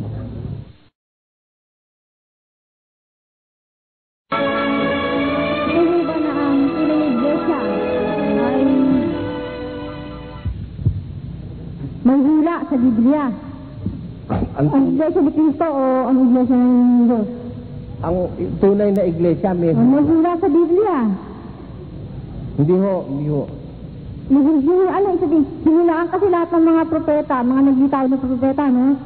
May hula sila sa Biblia. Lahat sila. Si Cristo man, may hula din sa Biblia. Tama po. Pero hindi ho kung walang hula ay hindi na totoo. Meron ho kahit walang hula pwedeng maging sa Diyos eh. Kaya mabasa ko. Sa 28:20. 19 muna. Ni Mateo. Dahil dito'y magsiyaon nga kayo at gawin ninyong mga alagad ang lahat ng mga bansa. Tinanin niyo yung alagad, ano? Disciples are not born disciples. Disciples are made disciples. Sabi ng Biblia, gawin ninyong alagad ang mga bansa. Kahit mga tao pa yung masasama, pwedeng gawing alagad eh. Kaya may hula ba ron? Wala, basta't naglitawan na lang sa mundo yan, bunga ng lirik. Bunga ng asawang walang pigil, 17 anak. Sabi nung malalaki, ba't ba naman kabuntis na naman si Mari, naman kumari, mahakbangan lang, nabubuntis eh. Edi gano'n lang kawikaan nila. Mahakbangan lang daw, nabubuntis. Edi naglitawan, may hula ba riyan yung mga tao na ililitaw, ni-rape lang, pinanganak sa pagkakasala, sabi nung iba. Sabi ko nga, anak daw sa pagkakasala. Mali yung termino na yun. Illegitimate child daw. Hindi totoo, ang illegitimate yan, yung parents, hindi yung child. Ano malay nun? Pag nilabas siya sa mundo na siya ni-rape pala yung nanay niya, kaya siya naging tao. Pero lahat ng tao, kahit na yung pinakamasama pang tao, may pagkakataong maging sa Diyos. Gagawin lang alagad, kailangan lang maturuan. Sabi nga ng mga Hudyo sa Panginoon Jesus, kami, Panginoon Jesus, di kami alipin ng kahit na sino dahil kami anak ni Abraham. Sabi ni Kristo, hoy, huwag niyo sabihin kayo mga anak ni Abraham, pwede akong gumawa ng mga anak ni Abraham mula sa mga batong ito, sabi ni Kristo. Di ba naman, talaga naman, totoo naman kahit yung bato pwedeng gawin ni Kristo anak ni Abraham eh. Tama o hindi? Gagawa ng Diyos yun. Ano ibig sabihin? Kung hindi ka dapat magmalaki kung umuhudyo ka, ikaw na lang ang sa Diyos. Ha?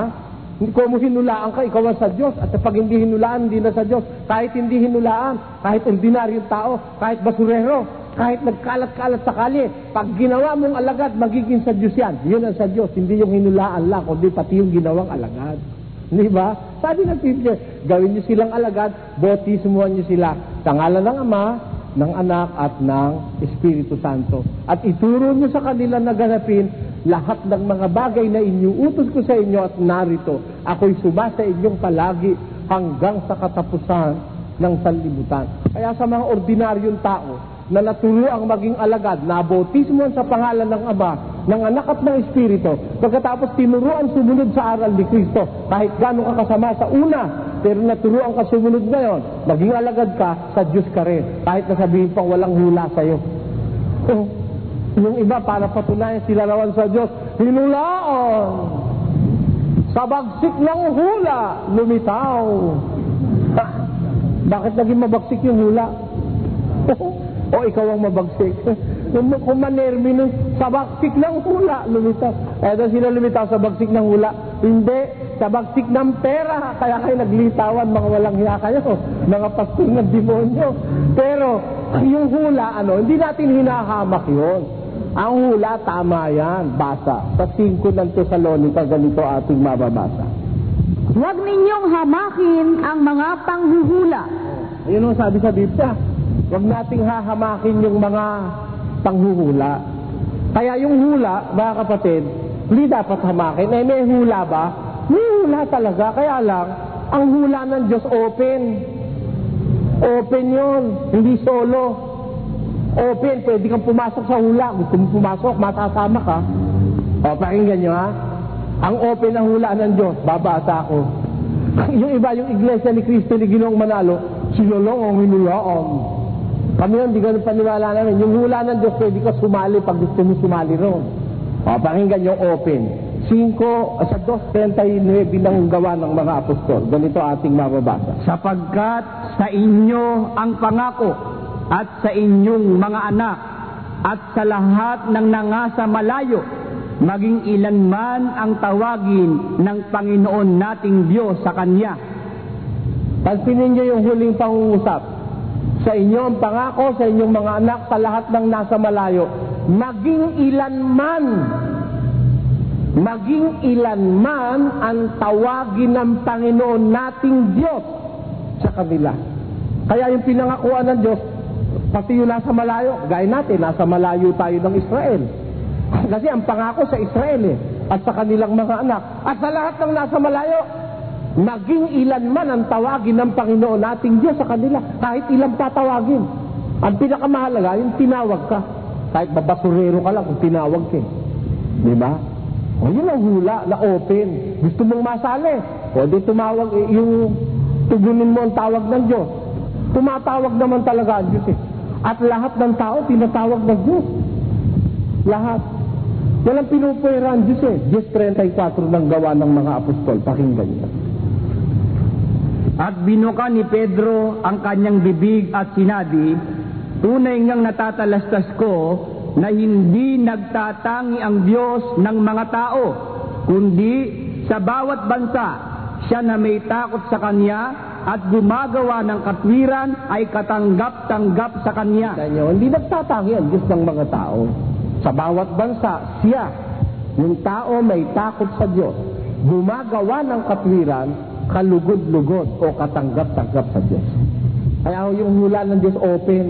Gusto mo sumali, sali ka ron. Kasi kaya ako sinabing open at kung gusto mo sumali, masasali ka. Hindi naman pwedeng yan pakiyawin lang ng iglesia ni Manalo ang totoo yung iglesia ni Cristo, sinasabi hula raw sa kanila yun. Hindi totoo hula sa kanila yun. Paltos yung hula sa kanila. Bakit? Lilitaw daw. Kaalinsabay kaanong pagpigil ng hangin lilitaw ang anghel sa sikatan ng araw. Ang hangin kay 1914 at ang anghel na may si kapatid na manayos. Ang tanong ko, kung kayo yan, bakit baligtad ang katuparan? Nasa Biblia, nakatayo na yung 4 na anghel sa 4 na sulok. Pinipigil na yung 4 na hangin. Saka lumitaw ngayon yung anghel sa sikatan ng araw. Ang nangyari, kung yun si Manalo at ang 4 na anghel naman yung the Big Four, bakit ang nangyari na unang lumitaw si Manalo bago nabuo yung Big Four? Baligtad. Sa Biblia, nandun na yung 4 na anghel bago lumitaw yung isang anghel dun sa sikatan ng araw. Si Manalo naman, lumitaw na muna siya noong 1913 bago nabuo yung The Big Four noong 1919. Ano ba na makatuparan yun nahuli ng 5 taon yung paglitaw ng The Big Four sa paglitaw ni Manalo? 13 pa lang nagdagadaldal na si Manalo sa punta. Ha? Samantalang nasa Biblia, kung yun ay talagang natupad yung hula na yun, nasa 4 na sulok na ng lupa yung 4 na anghel, supposedly the Big Four. At pinipigil na yung 4 na hangin na supposedly sa paliwanag nila ang digma ng 1914. Dapat, kung totoo yung hula na yung naganap sa inyo, dapat 1914 pa, presente na ang Big Four. Ayon sa kasaysayan, yung Big Four, nabuo lang 1919 nung mabuo ang Big Four. 13 pa lang sigaw na nasigaw si Manalo. Hindi tama sa hula. Mga Iglesia ni Cristo, mag-aral naman kayo ng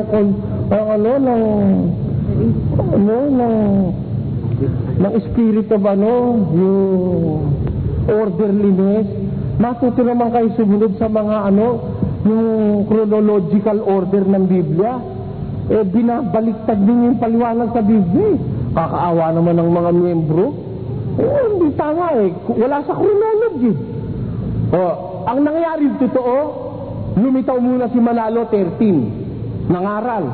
Nagbotismo 1913 din nag-umpisa. 1914 nirehistro.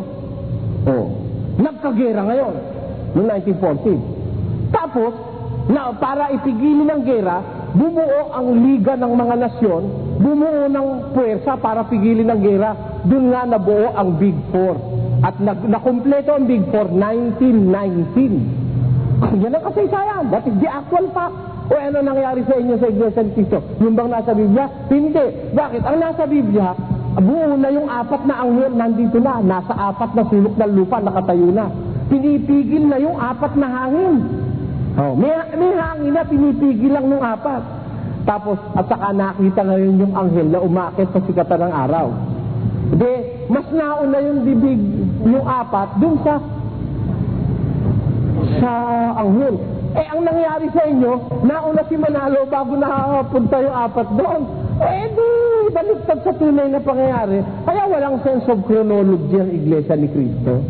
Kawawa naman ang miyembro, dahil nagagastos sa pagpapatayo ng kapilya. Wala sa tamang para. Hindi kasi tama yung lang sinasabi, kabila raw hindi tama Tapos sinosolo pa langit, sila lang daw maliligtas. Pag hindi rin pumasok sa kanila, hindi maliligtas. Paano nung wala pa sila? Nung wala pa sila, walang ligtas lahat yung tao na yun. Yung dahil tao na hindi maliligtas na yun. Awa naman yung mga tao na yun. Pati yung tatay ni Manalo hindi rin ligtas, pati nanay niya. Hindi mo naani ba yung lola niya at lolo? Mula 1939, hindi naanib yun. Kawa-awa naman. Patawanin naman kayo sa purgat ako. Tama na ulan, makasal tayo makapunta. Tatanong lang po ako dahil ito po ay nagbibigay sa akin ng parang kalituhan ho. Galing po nga ako sa Fort Watts ho. Sa amin po kasi merong pangangaruling ho at saka meron nga pong hindi naman lingid sa inyo na may panghihingi po ng mga pera sa daan at kung saan-saan ho. Ngayon, ang batayat po kasi ng tunay na apostol ay sakdal na aral. Doon po ako dahil ang sabi naman ng apostol na pinaniwalaan namin, sila po ay may kapangyarihan na magkalag at magtali. Ngayon, doon po ako medyo nagbigay po sa akin ng takot dahil yun nga po, yung aral na yun na tinanggap namin na may apostol sa kawakasan ng huling araw at may karapatang magkalag at magtali. Ano po ba, Brother Eli, ang pananaw niyo sa bagay na ito? Okay, magagalit, Diretsahan ako sumagot. Ang titulo ng inyong apostol sa kawakasan ng huling araw. Yun ang nando sa inyong pamphlet at nando sa inyong magazine. Tingnan nyo sa inyong TV screen. Ito ho. Apostol, sugong apostol sa kawakasan ng huling araw. Ano ba yung huling araw ayon sa Biblia? Pakinggan nyo. Sa 6:44 ng Walang taong makalalapit sa akin, maliban ng ang amang nagsugo sa akin, ang sa kanya'y magdala sa akin, at siya'y aking ibabangon sa huling araw. Yung huling araw, yun ang pagbabangon ng mga patay. Eh di yung titulo nyo, mali na agad. Bakit? Sugong apostol sa kawakasan ng huling araw. Eh yung huling araw ay pagbabangon na ng mga patay. Eh di doon ka palang susuguin. Huli na. Diba? Titulo pa lang mali na. Eh hindi pwedeng sumunod di tatama pa dahil yung palang umpisa ng titulo, mali na. Sugong apostol sa kawakasan ng huling araw. Eh ang huling araw ay pagbabangon ng mga patay. Tapos susuguin kang apostol sa kawakasan ng huling araw. Ayun. Very, very particular ako dyan sa grammar na ginagamit ng mga nagbabasa ng Biblia. Ngayon, ang sabi, ang mga apostol daw may karapatang magtali at magkalag. Pinatutunog na kung makaisip siya ng aral para ipatupad sa tao, pwedeng ipatupad at approve ng langit yon. Kasi ang sabi raw sa Biblia, ang tatalian mo sa lupa, tatalian sa langit, at ang kakalagan mo sa lupa ay kakalagan sa langit. Pag ginagamit yung ditang tali at kalag, tandaan nyo may panali. Tama o hindi? Ano ang kahulugan ng panali? Pakinggan nyo sa 7:2 ng Roma. Sapagkat ang babae na may asawa ay itinali ng kautusan sa asawa, samantalang ito ay nabubuhay. Ano ang panali? Kautusan. Ay, saan manggagaling ang kautusan? Ha? Saan? 8:16-20 ng Isaya. Manggagaling sa isip mo, imbentuhin mo. Eto po. Yung panali, yun ang kautusan. Saan manggagaling? Basa. Sa kautusan? Sa kautusan at sa patotoo. Kung hindi sila magsalita ng ayon sa salitang ito, tunay na walang umaga sa kanila. Kita nyo, saan manggagaling ang kautusan? Ayon dun sa salita ng Biblia. Galing sa Biblia. Saan mo nahagilap yung lahat ng palengke? May utos ang apostol na... Sino apostol? Si Pedro, si Pablo, si Santiago pang isa, si apostol Batya, kung sino-sino. Wala akong nakita apostol kahit isa, may padalang supot at lahat ng miyembro inutusan sa palengke ng hingi ng barya. Wala akong sa Biblia yun. Ang totoo, nakahanda ko ipaputol yung kaisa-isa kung lalamunan pag nakakita kayo ng sa Biblia. Wala akong gano'ng apostol. Eh ngayon, saan sila nagkukuble? To prove the necessity of having an apostle at that live apostle. Ang ibig sabihin ay buhay na apostol. Saan sila nagkukuble? Yung Efeso 2:20. Basahin nun natin yung 2:20 ng Efeso. Na mga itinatayo sa ibabaw ng kinasasaligan ng mga apostol at ng mga propeta, na si Kristo Jesus din ang pangulong bato sa panulok. Tingnan ninyo, meron chief cornerstone. May pangulong bato sa panulok. Palagay mo, ito yung bato, no? Ha? Itinatayo sa ibabaw ng kinasasaligan. Sino ba yung saligan? Iwan muna natin ang talata para maintindihan natin. Itinatayo sa ibabaw ng kinasasaligan. Alin ba yung kinasasaligan? 3:11 ng unang Korinto. Sapagkat sino man ay hindi makapaglalagay ng ibang pinagsasaligan, kundi ang nalalagay na ito'y si Kristo Jesus. Ayan. Sino ho ang sasaligan? Walang makapaglalagay ng ibang pinagsasaligan, kundi ang nalalagay na ito'y si Kristo Jesus. Sa makatid, ang saligan ay si Kristo Jesus. Itinatayo sa ibabaw ng kinasasaligan. Sino yung kinasasaligan? Si Kristo Jesus. May itinatayo ron sa ibabaw nun. Sino yun? Mga propeta at mga apostol. Nakatayo sila sa ibabaw ng kinasasaligan. si Kristong kinasasaligan, nakatayo sa kanila yung mga apostol at mga propeta. Ayun. Ano ibig sabihin? Nakatayo na. Itinayo na. O, basahin natin uli. Para huwag kayo maligaw. Basa. Na mga itinatayo sa ibabaw ng kinasasaligan ng mga apostol at ng mga propeta, na si Kristo Jesus din ang pangulong bato sa panulok. Nasa kanya'y ang buong gusali na nakalapat na mabuti ay lumalago upang maging isang templong banal sa Panginoon. Nasa kanya'y itinayo naman kayo upang maging tahanan ng Diyos sa Espiritu. Nakatayo na yun. Nakatayo na ba? Hindi pa. Hindi pa nga tayo pinanganganak, nakatayo na eh. Buhanin nyo lang po, ibig ko sabihin. Nakatayo na ba iglesia o hindi pa? Ano ba ang sangkap ng iglesia? Hindi ba unang-una yung mga apostol? Ikalawa yung mga propeta? Ikatlo yung mga guro? Saka mga himala? Saka kaloob na pagpapagaling? Mga pagtulong, pamamahala? Mga iba-ibang wika? Nakatayo na ba o hindi pa? Nakatayo na. O, kailangan ka pa. Buo na nga eh. Meron po ang kapiraso para sumingit ka. Wala kompleto na eh. Pakinggan nyo. Sa isang talata ng 12:28 ng unang Korinto. At ang Diyos ay naglagay ng ilan sa iglesia. Una-unay mga apostol. Ikalaway mga propeta. Nalagay na ba? Hindi pa? Naglagay. Nalagay na eh.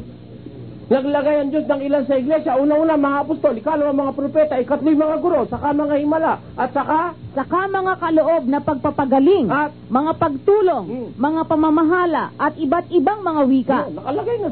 O anin pa ngayon ikaw? May apostol na eh. Kailangan na ikaw, may buhay na apostol. Bakit? Sino ba apostol na patay?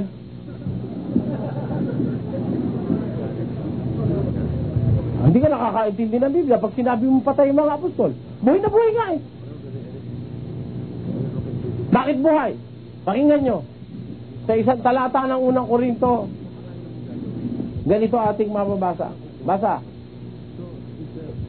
4:9. Sapagkat iniisip ko na pinalitaw ng Diyos kaming mga apostol na mga kahuli-hulihan sa lahat na tulad sa mga itinalaga sa kamatayan sapagkat kami ginawang panoorin ng sanglibutan at ng mga anghel at ng mga tao. Paano mo masasabihin walang mga apostol? Meron nga eh. Inilagay kami ng Diyos, mga apostol, kahuli-hulihan sa lahat. Ginawa kaming panoorin, spectacle, ang sabi sa Biblia ng Ingles. Panoorin ng mga anghel, ng sanlibutan, at ng mga tao. Kaya hanggang ngayon, pinapanood natin yung mga apostol eh. Di ba? Panood tayo ng panood. Ano po ang aral tungkol sa mag-asawa? Ang sabi po ni Apostol Pablo, basa. Ano po ang aral tungkol sa kantahan kung kakanta tayo? Ang sabi ho ni Apostol Pablo, basa. Ano ang aral tungkol sa pagbubuwis? Ang sabi po ni Apostol Mateo, basa. Ikaw, asan ang lugar mo? Asan ang lugar mo? Kulang ba ito? Kulang ba ito? Para mga ilangan pa ng apostol ngayon? At alam nyo ba ang kahulugan ng apostol? Alam nyo bang lahat ng mangangaral ng Diyos hindi naman lahat ay apostol? Si Timoteo hindi apostol, ebanghelista si Timoteo. Si Tito'y ministro, hindi apostol. Bakit? Yung pong apostol, may kahulugan yung strict to the sense of it, ang apostol ay saksi, nakakita at nakarinig. Yun ho ang tunay na kahulugan na apostol. Pakinggan nyo sa isang talata ng gawa ng mga apostol. Eto. At mga saksi kami sa lahat ng mga bagay na ginawa niya sa lupain ng mga Hudyo. Mga saksi kami. Saan ang saksi? Ano sinasaksihan nila? Mga saksi kami sa lahat. Sa kapiraso ba? Ulitin natin. At mga saksi kami sa lahat ng mga bagay na ginawa niya sa lupain ng mga Hudyo at sa Jerusalem na siya na may kanilang pinatay, na siya'y ibinitin sa isang punong kahoy. Siya'y muling binuhay ng Diyos ng ikatlong araw, at siya'y itinalagang mahayag, hindi sa buong bayan, kundi sa mga saksi na hinirang ng Diyos ng una, sa makatwid bagay sa amin na nagsikain at nagsiinom na kasalo niya. Ayan ang mga saksi. Kumain at uminom kasalo niya. Ikaw, nakasalo ka ba sa isang merienda man lang? Yun ang mga saksing hinirang ng Diyos ng una. Sa aming nakasalong kumain at uminom. O, anong katunayan? Para ka maging apostol, kailangan nakasalo at saksi ka sa kanyang ginawa. Yun ang tunay na apostol. Nakasalo, nakasaksi, nakakita, nakarinig. Anong katunayan? Gawa ng mga apostol. Uno, ganito ating mababasa. Hanggang nyo, sa 19. At ito'y nahayag sa lahat ng mga nagsisitahan sa Jerusalem. Sa mga taong ito nga, na nakisama sa atin sa buong panahon na ang Panginoong si Jesus ay pumapasok at lumalabas sa atin. Magmula sa pagbautismo ni Juan hanggang sa araw na siya'y tanggapin sa itaas mula sa atin, ay nararapat na ang isa sa mga ito'y maging saksi na kasama natin sa kanyang pagkabuhay na mag-uli. At kanilang ibinukod ang dalawa, si Jose na tinatawag na Barsabas, na pinamagatang Husto, at si Matias. At sila'y nagsipanalangin at nagsipagsabi, Ikaw, Panginoon, na nakatataho ng mga puso ng lahat ng mga tao, ay ipakilala mo kung alin sa dalawang ito ang iyong hinirang, upang tanggapin ang katungkulan sa ministeryong ito at pagka-apostol na kinahulugan ni Judas. Kita mo, nung mawala si Judas, kailangan mapuluan yung bilang ng 12 apostol dahil representing the 12 tribes of Israel. Anong sabi? Kailangan ikaw ang isa sa mga ito. Maging saksi na kasama natin sa kanyang pagkabuhay na maguli. Kailangan mapalitan si Judas. Ibinukod nila yung dalawa. Saan sila pumili nung dalawa? Doon sa mga taong nakasama natin nang ang Panginoong Jesus ay lumalabas at pumapasok sa atin sa buong panahon na yon. Kanyo, ang isang requisite ng pagiging apostol, kailangang nakasama. Nakita personal ang ating Panginoon Kristo. Kaya po, isa ron, ang dalawa napili. Marami man tao nun, pero hindi lahat yung pinili na pwedeng gawing apostol. Dalawa ang pinili. Si Matias at saka si Barsabas. O ngayon, nagsapalaran sila. Ang napili ay si Matias. Ibinilang siya sa 11 apostol. O, tingnan ninyo. Kaya yung apostol, saksi, nakakita, nakarinig. Nung tanungin ako dun sa Pampanga, bakit? Kung makabasa ako sa'yo ng apostol, hindi naman nakita si Kristo. Sino ka akong apostol, hindi nakakita kay Kristo? Si Pablo raw. Sino may sabi sa'yo? Nagpakita nga ako sa kanya sa daan ng Damasco, hindi ba? Kaya nga siya tinawag ding apostol Narinig din niya ang ating Panginoong Jesus. Kaya ang tunay na saksi, mga apostol, hindi lahat ng tao pwedeng gawing apostol. No, ang pagiging apostol dapat nakasaksi, nakakita, nakarinig tungkol sa ating Panginoon Kristo. Yan ang tunay na mga apostol. Ngayon, ang karapatan, ito huwag niyong kalimutan, ang karapatan ng mga apostol bilang saksi at tagapagpatutuo kay Kristo, ang karapatan nila, hindi doon lang, hanggang dito sa Pilipinas. Kaya hindi na kailangan ng apostol na Pilipino, dahil hanggang dito tumatagos yung pagka-apostol nila. Pakinggan nyo sa 1:8 ng Gawa. Datapwat tatanggapin ninyo ang kapangyarihan pagdating sa inyo ng Espiritu Santo, at kayo'y magiging mga saksi ko sa Jerusalem at sa buong Judea at Samaria at hanggang sa kahuli-hulihang hangganan ng lupa. Hanggang Pilipinas. Wayaanin mo apostol dito. At saka mahirap makapasa sa pagka-apostol yung nagpapanggap na apostol dito sa atin. Alam nyo yung apostol, hindi, ang apostol, yung talagang apostol, nasa Biblia, hindi matakaw ng pera yun. Hindi basta kumukuha ng pera yung kahit kanino. Yung talagang mga apostol, mga alagad ni Kristo. Pakinggan nyo sa 1 Juan. Ikalawang Juan ba o ikalawang Juan? Ikatlong Juan. O ikatlong Juan. Pakinggan nyo. Sapagkat dahil sa pangalan ay nangagsiyaon sila na walang kinuwang anuman sa mga hentil. Kita mo? Yung mga hintil. Yung mga hindi sumasampalataya. Yung hindi pa nakakakilala ng buong aral ng Diyos. Yung mga alagad, pumunta ka sila dahil sa pangalan, nagsiyaon sila, nangaral sila, pero hindi sila kumuha ng anuman sa mga hintil. Yung iglesia na yan, makakasumbat ba yan? Kami walang kinuha sa mga hintil. Ang bienes nyo nang gagaling sa hindi nyo kapatid. Hindi mananampalataya, kahit sino nagdadaan sa palengke, kinukunan ninyo. Mahiya kayo, umihiya pa kayo. Bakit? May tao lang ng hiya. O pakinggan nyo sa 4:19 ng Efeso.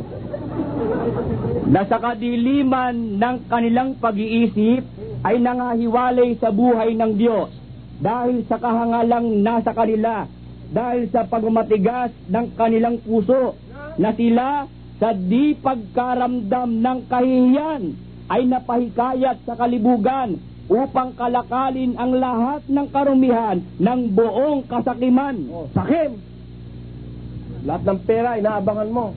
Pati sa bus, pati sa supermarket, pati sa palengke. Swapang! Kaya, para sabihin mo, apostol ka nga. Anong klase? Pakinggan nyo sa 2 Korinto 11:13.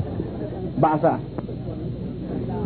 Sapagkat ang mga gayong tao ay mga bulaang apostol, mga magdarayang manggagawa na nagpapakunwaring mga apostol ni Kristo. Nagpapakunwari lang pala, mandarayang manggagawa. Ang aral di totoo. Hindi totoo aral nyo. O kita mo kung di totoo yung aral mo. Biro mo, bawal ang telebisyon, tapos naglagay ka sa programa sa telebisyon. Anong aral yan? Bawal sa inyong bylaws na ang mga miyembro ay magkaroon ng TV set. O ngayon, nung makatikat yang maglagay ng programa sa TV, hindi na bawal ang TV. Kita nyo na? Anong klaseng aral yan? Anong aral yan na yun daw mga buhay, hindi na mamamatay? Ha? May aral na ganyan sila eh. Diyan nyo, kakalkalin nating isa-isa yan mga kapatid. No? Babalikan ko yung nagpapanggap na mga apostol. At kung talagang ikaw ay apostol, at kailangang may apostol, bakit iisa ka lang? Bakit walang ikalawa? Sinosolo mo ha? Halata ka dyan ha? Kailangan palang may apostol, ba't ikaw lang mag-isa? Ba't di ka maghalal lang iba? Makakaagaw mo, kaya ganon. Okay, kita mo? Si Kristo, saan ka nakakita? Na nung magsugo ng apostol, kakaisa-isa at wala nang ikalawa. Si Kristo nga, nung magsugo, dalawa pa eh. Ikaw naman, ikaw lang mag-isa, ayaw mo maghalal lang iba? Ikaw lang ang bukod tanging apostol? Napakabobo na ba lahat ng kasama mo? Ikaw lang ang pwedeng apostol? Oo, may sikreto yan. Kung di nyo lang alam sikreto niya. Yan ang tao na yan, maninilampuri yan, yung apostol na yan. Biro mo yung magazine nila, pati pangalan ko binaboy, dadating din ang araw mo. Kaya gusto ko magdemanda yung mga yan eh. Oh. Pero hindi magdidemanda, takot mo lang. Subukan mo magdemanda at ibabalik ko sa yung demanda mo. May hawak ako, in print. In print, may hawak ako. Kaya yung mga papanggap-panggap apostol ngayon, ako, marami ang kala nyo. Iba-ibang relihiyon. May mga apostol daw sila. Meron pa isang relihiyon dyan. Yung puno, 48 asawa. May apostol din sila. Hindi ba? May Council of 70 pa eh. Kaya yung mga nagpapanggap apostol, kaya maninimala riyan, sapat na! Tatandaan nyo. Yun lang ipinangaral ni Pablo ang apostol. Sapat na. Hindi na kailangan yung apostol taga rito. Huwag mo lang kunin yung 12. Yung isa na lang, si Pablo na lang, pakinggan nyo. Sa unang Korinto, 15:1 hanggang 2. Ito, isang apostol lang, maliligtas ka na, tapos kukuha ka pa ng apostol na Pilipino, dadayain ka lang. Mabuti na, wala noon. Mabuti na itong apostol na to. Isa lang ito, kaya ka nang maligtas, di siya tinuro niya. Basa. Ngayon ipinatatalastas ko sa inyo mga kapatid. Sino nagsasalita kapatid na Luz? Si San Pablo po. Ano sabi ni Pablo? Ulitin mo nga. Ngayon ipinatatalastas ko sa inyo mga kapatid, ang ebanghelyo na sa inyo'y aking ipinangaral, na inyo namang tinanggap, na siya naman inyong pinananatilihan, sa pamamagitan naman ito'y ligtas kayo. Maliligtas kayo o hindi? Ligtas kayo. Kanino? Doon sa Ebanghelyong pinangaral ni Pablo. Alisin mo na yung kay Mateo. Alisin mo na yung kay Marcos. Alisin mo na yung kung iba-iba pa. Si Pablo lang, yung kanyang itinuro, sapat na kay kaligtas. Tapos dadagdagan mo pa. Dadagdagan mo pa ng Pilipino, ilolokohin ka lang. Naku po, takot-takot kayo. Lumayas kayo riyan sa pundyan ng apostol ninyo at dadaling kayo niyan sa impyerno. Bakit?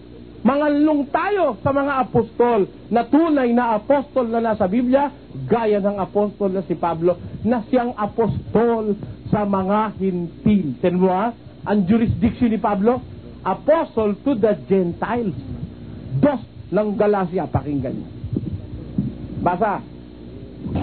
Sapagkat ang naghanda kay Pedro sa pagkaapostol sa pagtutuli ay naghanda rin naman sa akin sa pagkaapostol sa mga hentil. Ano si Pablo klaseng apostol? Apostol sa mga hentil. Ang Pilipinas ba hentil o hindi? Hentil. Kaya sino ang rightful apostle sa Pilipinas? Pablo. Si Pablo. May pangalawa ba si Pablo? Pakinggan nyo. Sa isang talata ng gawa ng mga apostol sa 13. Meron bang pangalawa si Pablo para lumitaw pa sa Pilipinas, isa pa uling apostol para sa mga hentil? Basa. Sapagkat ganito ang ipinag-utos sa amin ng Panginoon na sinasabi, inilagay kitang isang ilaw ng mga hentil. Ilan ho? O di walang ikalawa? Sana, kung tama yung sabi mo, apostol ka rin, sana ang ilalagay sa hula, Pablo, ilalagay kitang isa sa mga apostol sa mga hintil.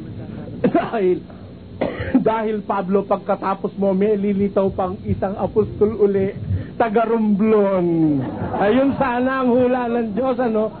Hindi. Ang sabi ng hula, inilagay kitang isang ilaw ng mga hintil. Ilan ho? Para saan si Pablo? Ulit ang talata. Sapagkat ganito ang ipinag-utos sa amin ng Panginoon na sinasabi, inilagay kitang isang ilaw ng mga hentil upang ikaw ay maging sa ikaliligtas hanggang sa kahuli-hulihang hangganan ng lupa. Hanggang Pilipinas! Tama o hindi? Inilagay kitang isang ilaw ng mga hintil upang ikaw ay maging sa ikaliligtas hanggang sa kahuli-huli hanggan ng lupa. Kaya hanggang Pilipinas, dahil ang Pilipinas ay hindi pa kahuli-huli hanggan ng lupa, hanggang dito ang effectivity ng pagka-apostol at pagliligtas na iniatang ng Diyos kay Apostol Pablo. There is no more need for a Filipino apostle. If ever anybody will claim that he is an apostle, a Filipino, I believe, certainly, and this is my personal and biblical belief, certainly, yun bulaang apostol. Ayo. Maraming salamat sa mga nanood at sa mga hindi nag-skip ng mga YouTube ads bilang suporta sa aking channel.